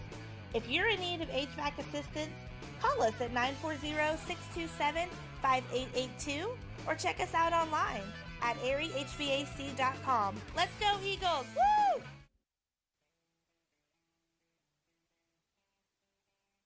Fuzzy's Taco Shop is your one-stop taco shop. For breakfast, brunch, lunch, dinner, hang time, game time, you get the picture. Our Fuzzy's Baja-inspired tacos, nachos, burritos, and fresh salads are perfect for any time of the day.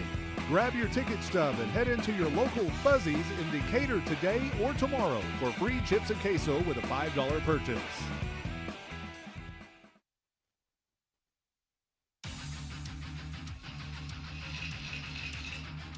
Welcome back to Vernon, Texas, where your Decatur Eagles have defeated the Pampa Harvesters 55-0. To win by district. The trophy presentation was just done on the field, and I got to say, we'd never made a comment. The Decatur crowd traveled really well to this game. Granted, it's Vernon, it's a couple hours away, but still, man, great turnout from the Decatur faithful, and the team down there really vamping for the pose. Hey, thanks to our man Carly running the camera for us. He was a gift to us from PAMPA, so we appreciate PAMPA allowing one of their students to help us out with some video. And Carly, if you don't mind staying with us for just a little bit longer here while we do the post game.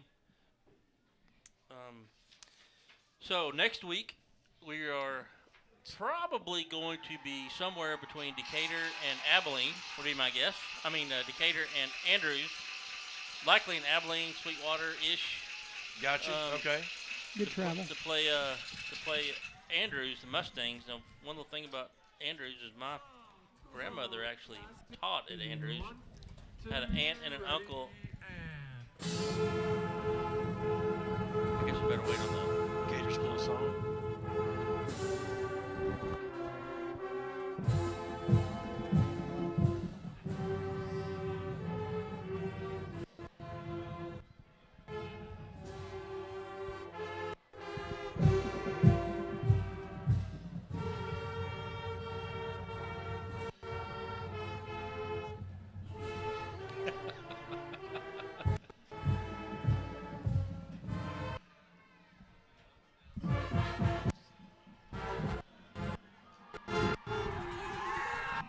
Patrick cutting out a little bit. Let's want to find us find an open spot. Open spot.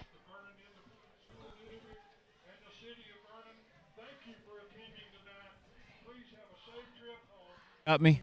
Yeah, we got you. Okay.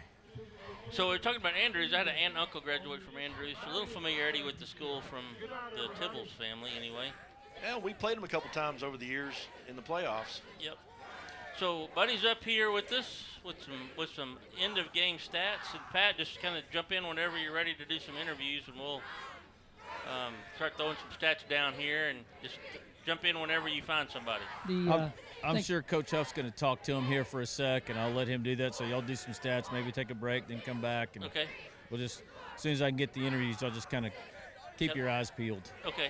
All right, Buddy, what you got here for Well, us? it looks like the one glaring statistic for those the by-district champion Decatur Eagles is that 422 yards of total offense. Wow. That is incredible. Pampa 158, just a comparison for you guys. Decatur 106 receiving, 316 yards on the ground. That's about a 6.9 yard average, which is great. Once again, the second half, there was a lot of different things that happened. And those things were getting some of the other players in, getting some experience for these kids, and getting some of those starters out to give them a break. But when you take Nate Palmer out and you put in Devin James, there's not much of a difference. Devin James is incredible. No, he's a great runner. You probably heard us talking about it, how you could almost feel for Devin James when a running back like Nate Palmer moves into the town. Well, but he has certainly been an excellent complement, and not a backup. He's a complement. Those two guys. I think the nice thing about it, if you saw earlier tonight, Decatur was running that two-back set with Devin James and Palmer. Where do you go? I mean, you've got Palmer running one way, you got James running the other. You can't stop them defensively. That's a great offensive recognizing that by the coaching staff to put both of those backs in there at the same time. Palmer is incredible. You can say all the adjectives you want about him. He's just an incredible running back, and he's an all-around good kid. He thanks the right people and the right person, and he does a good job. So offensively, great. With that 1-2 punch, I mean, you got the defense keying off of Palmer, and then you hand it off to Devin James, and he gets a 15, 20, 30-yard scramble. It's incredible. And then you can keep that secondary and those linebackers honest because you got James and Palmer both in, and the next thing you know, Feltz is gone for a 75-yard touchdown. Yep. So it's once again, we talked about it a couple of weeks ago, the three-headed monster. Run, pass, and our defense. We're incredible. It's a good team. Yep. And I think the big thing about this team so far this year, they're gelling right now. Okay? You've seen them have 9 penalties for 150 yards. You've seen them drop the ball, put it on the ground. In this game here tonight, their penalties were pretty much non-existent. A couple of holding calls, but the biggest thing tonight I saw is the fact that these kids played together. The defense, again, you've got 18, 20 kids in on tackles. So how can we go wrong? Yep. Playoffs look rosy. There you go. Well, we heard Pat kind of jump in a little bit. I guess Coach is still talking to the team down there, but we're hoping to get Pat some. I realized that y'all probably could hear all that cheering, and I didn't know if it was messing up what y'all were doing, so I turned my mic off. That's okay. I can tell you, he was talking to him about the play toward the end of the ball game, and it was a great message, man. It was we coach you guys, no matter who's out there, no matter what the score is, to play hard to the very last snap every single time. And if stuff's going on like that, you guys play cool. He goes, I'll handle it. I'm with. He looked at every one of them and he said, I'm with you. And I mean, I'm telling you, I think that him coming out on the field and coming unglued because of the way one of his players was being treated, I think earned him a whole lot of respect. Not that he didn't have any before, but a lot of coaches in the high school, college, and the professional ranks in all sports will do that to rile their team up and get them motivated. Absolutely. And he did a great job of doing it at the right time. Lead from the front. That's what he did. Lead from the front. I'm following the messenger. I'm just going to stick my microphone up there too. Well, I'm seeing our camera's got you locked in, so Carly's doing an awesome job following you, so we'll kind of keep an eye on you. Oh, here we go. With Decatur tonight, 55-0 over Pampa. How great was this win tonight? You've already had practice against Pampa in the first matchup. You got them the second time, skunked them. How big was this win? Well, to get in the playoffs and win is big. You worry a little bit about repeating with the team that we beat up there earlier in the year, and they were, coming in this ball game, you're watching video of stuff. They were just a lot better, and I think everybody, hopefully, at this point, you're talking about people moving forward. But again, I think key early on was, we were fortunate enough to win the toss, kicked off, put them into the win, and pinned them down a few times. Got a short field. And managed to get out, and I think that was a big part of the ballgame early. What does it feel like to be a by-district champion and have 8 wins in a row after an 0-3 start this year? Well, you put it like that, it sounds pretty good.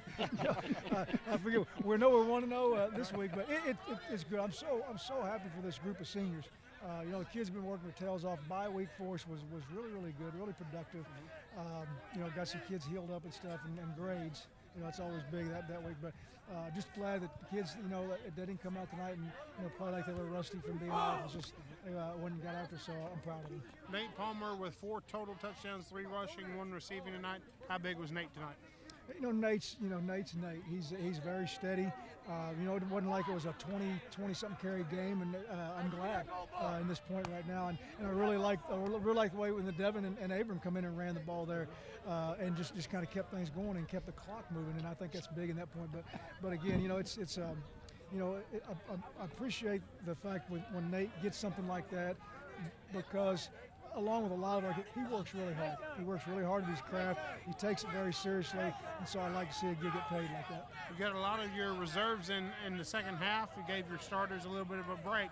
How valuable is that to give your reserves a little action as you start the playoffs? I think it's good. Those kids work hard every day, and some of them are really close to being on the field anyway. So to have the opportunity and play, multiple snaps tonight, I think is good. And there's some youngins in there tonight that it's their first varsity experience being pulled up and stuff, and so it's always good. It's good for the kids.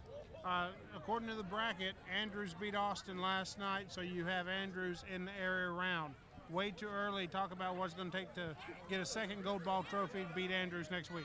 It is. I know very little about them, so we'll go back and get out to the video tomorrow and kind of figure things out, but we'll try to enjoy this for a little bit and then go to work tomorrow morning on them.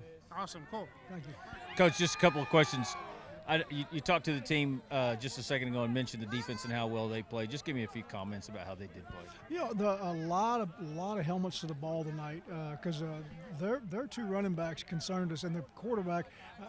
They've been running the quarterback a lot more as of late. But again, I think their starting quarterback tonight was on the sideline, which I hate to see that for them. But again, I thought our kids, rallied to the ball, and that's what it took. They had to rally the ball. 20 different Eagles with tackles, Pat. They've been getting a lot, really good push on people, so that's always a concern. But our kids, I thought, held up well in the middle. You got somebody right here waiting on you too. So I appreciate your time. When do you think we'll have some information on the Andrews game on where and when? About 10 minutes. I'll be right there then. All right, thank you. Okay. All right, thank so you, Pat. I'm gonna. He said about 10 minutes, so I'm gonna follow him around here in a second. Okay. Hey, you gonna kind of poke around, try to find a couple of players Devin to interview, or Nate or. Did you see Nate anywhere? Well, they're kind of all mosey into the. You know, another one, if you can find him, is Brody McClure. He's leading the stats Nate. tackling on defense. Nate's right there about the messenger. Yeah. Oh, Nate Messenger beat you to him. Yep. Right there, right there. I just totally sponged off the messenger's interview. That's all good by me. Why don't we give the messenger? Great. Yeah. Why don't we give the messenger a few props? Then Easier I think for it'll be fine. easier for Coach Huff too. That's true. So you know what? You know who I want you to interview? Interview Petrie right there. Is that no? That's not. No, y'all go back to some score. Well, I thought he was headed towards the Andrews guys. I think he said they were here. Yeah, they were are up here. they were up in So the booth. Here. why don't y'all hang tight, talk about something, and I'm gonna go over here and see if I can get the info, and if I can, I'll get it. I'll come back, and we'll be the first to be able to broadcast when and where. Okay. Let's see All if right. we can find some scores. Well, we're going to look up some scores here, local scores for you. If you're still hanging out with us, we sure do appreciate you staying after the game and listen to us make a futile attempt at a post-game show. So Alvarado and Lake Worth, it's tied 13-13. Alvarado and Lake Worth. Alvarado and Lake Worth Bullfrogs. How's that Denton Ryan score? They were 20. They were tied up a little earlier. Not sure. Kennedale's still over 2 minutes left in the game. It's 10-7 over Waco La Vega right now. Glen Rose, smoking Graham, 41-14. I think somebody said something about Big Springs beat El Paso Riverside. That's opposite. It was the opposite, It was the opposite. Big Springs won last night over El Paso Riverside, 38-35 in a barn burner. I looked through this thing. How many high school does El Paso have? Oh, my They're like gosh. Houston. They have a million. They have Yes. And they've got them all like from 6A all the way down. All the way down to, I think, six-man football. Six-man football. Well, still looking for that Bridgeport score. I'll tell you Haven't been able to what, find let's it. go ahead and take a break and then go through a couple. I don't know. We're caught up on commercials, aren't we? we can 20 different Eagle tacklers tonight, Charlie, as you touched on earlier. 20 different Eagle tacklers That's tonight. incredible. Great job for the defense, as Coach Huff stated. Had a good defensive game. And I know you were talking about the punting average for Jacob Haynes tonight. Mhm. He only punted 3 times, but he had a 41.7 average. That's a good net for a punter in That's a high good school. net. Excellent. So tell me, how many rushing yards did we have? You might have touched Oh, on that gosh, earlier. yes, I know rushing- you told us the total yards. total rushing yards tonight. 316. Yeah, 316 Yep. was our total rushing, and that's on 46 attempts.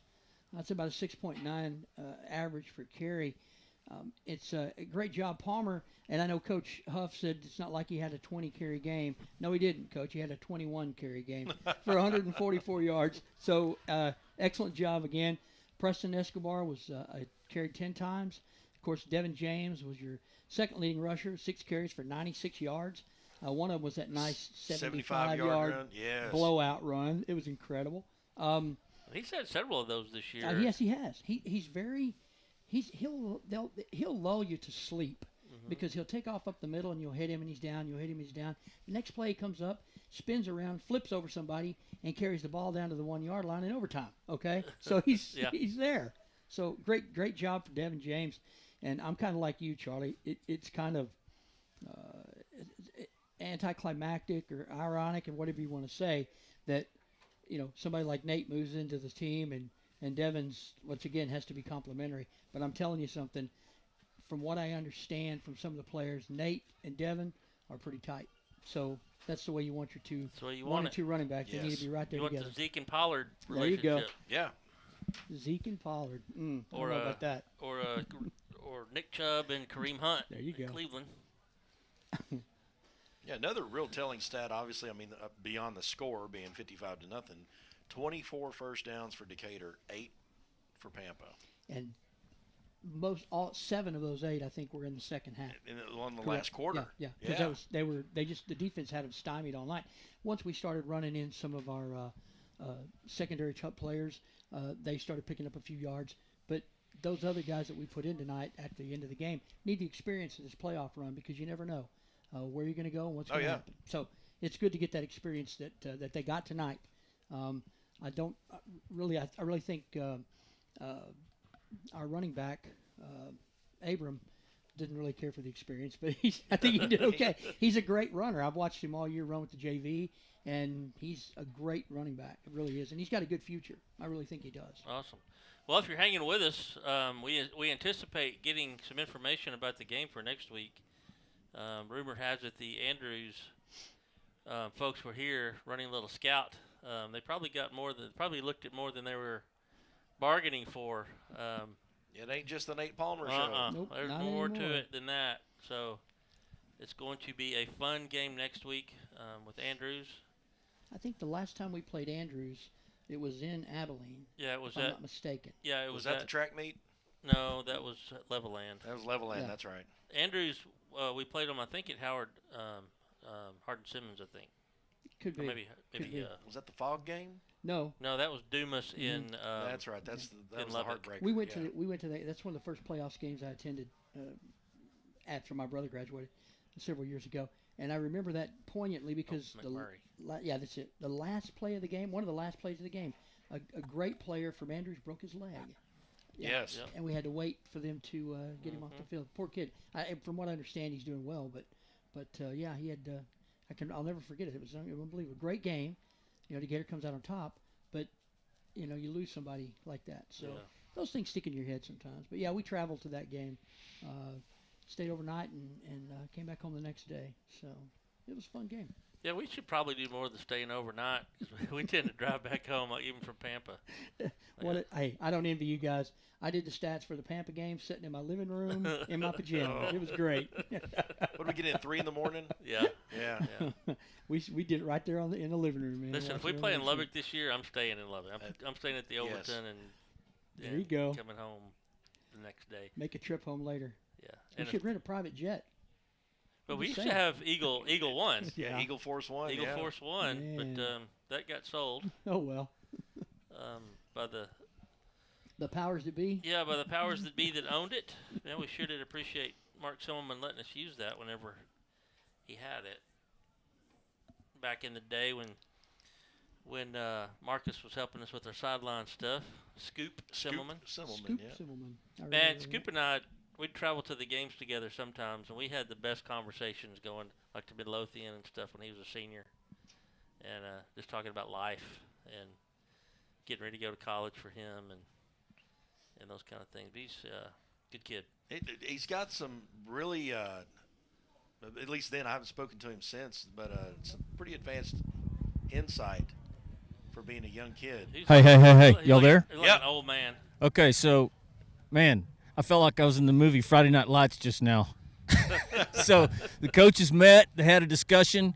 The Andrews coaches drove here 280 miles to do that coin flip, and Andrews had reserved the Clyde High School football stadium for Friday. Coach Huff had grabbed Abilene Christian on Thursday. Please tell me. Abilene Christian on Thursday. They said if we're going to play on Thursday, we want to start the game at 6 o'clock. So they flipped for it. Coach Huff flipped the coin. Andrews called heads. And it was tails. So we're playing at Abilene Christian next Thursday at 6 p.m. Abilene Christian. My alma mater. Y'all get to see all my statues. So, wait a minute. So, let's make sure we're right. Abilene Christian, Thursday at 6. Yep. At Anthony Field. Well, I may have to bounce some scheduling around. I wouldn't anticipate the Thursday, but we'll see what happens. If I can't go, boys, y'all. I got the big Shapizzle coming, Coach Shipley.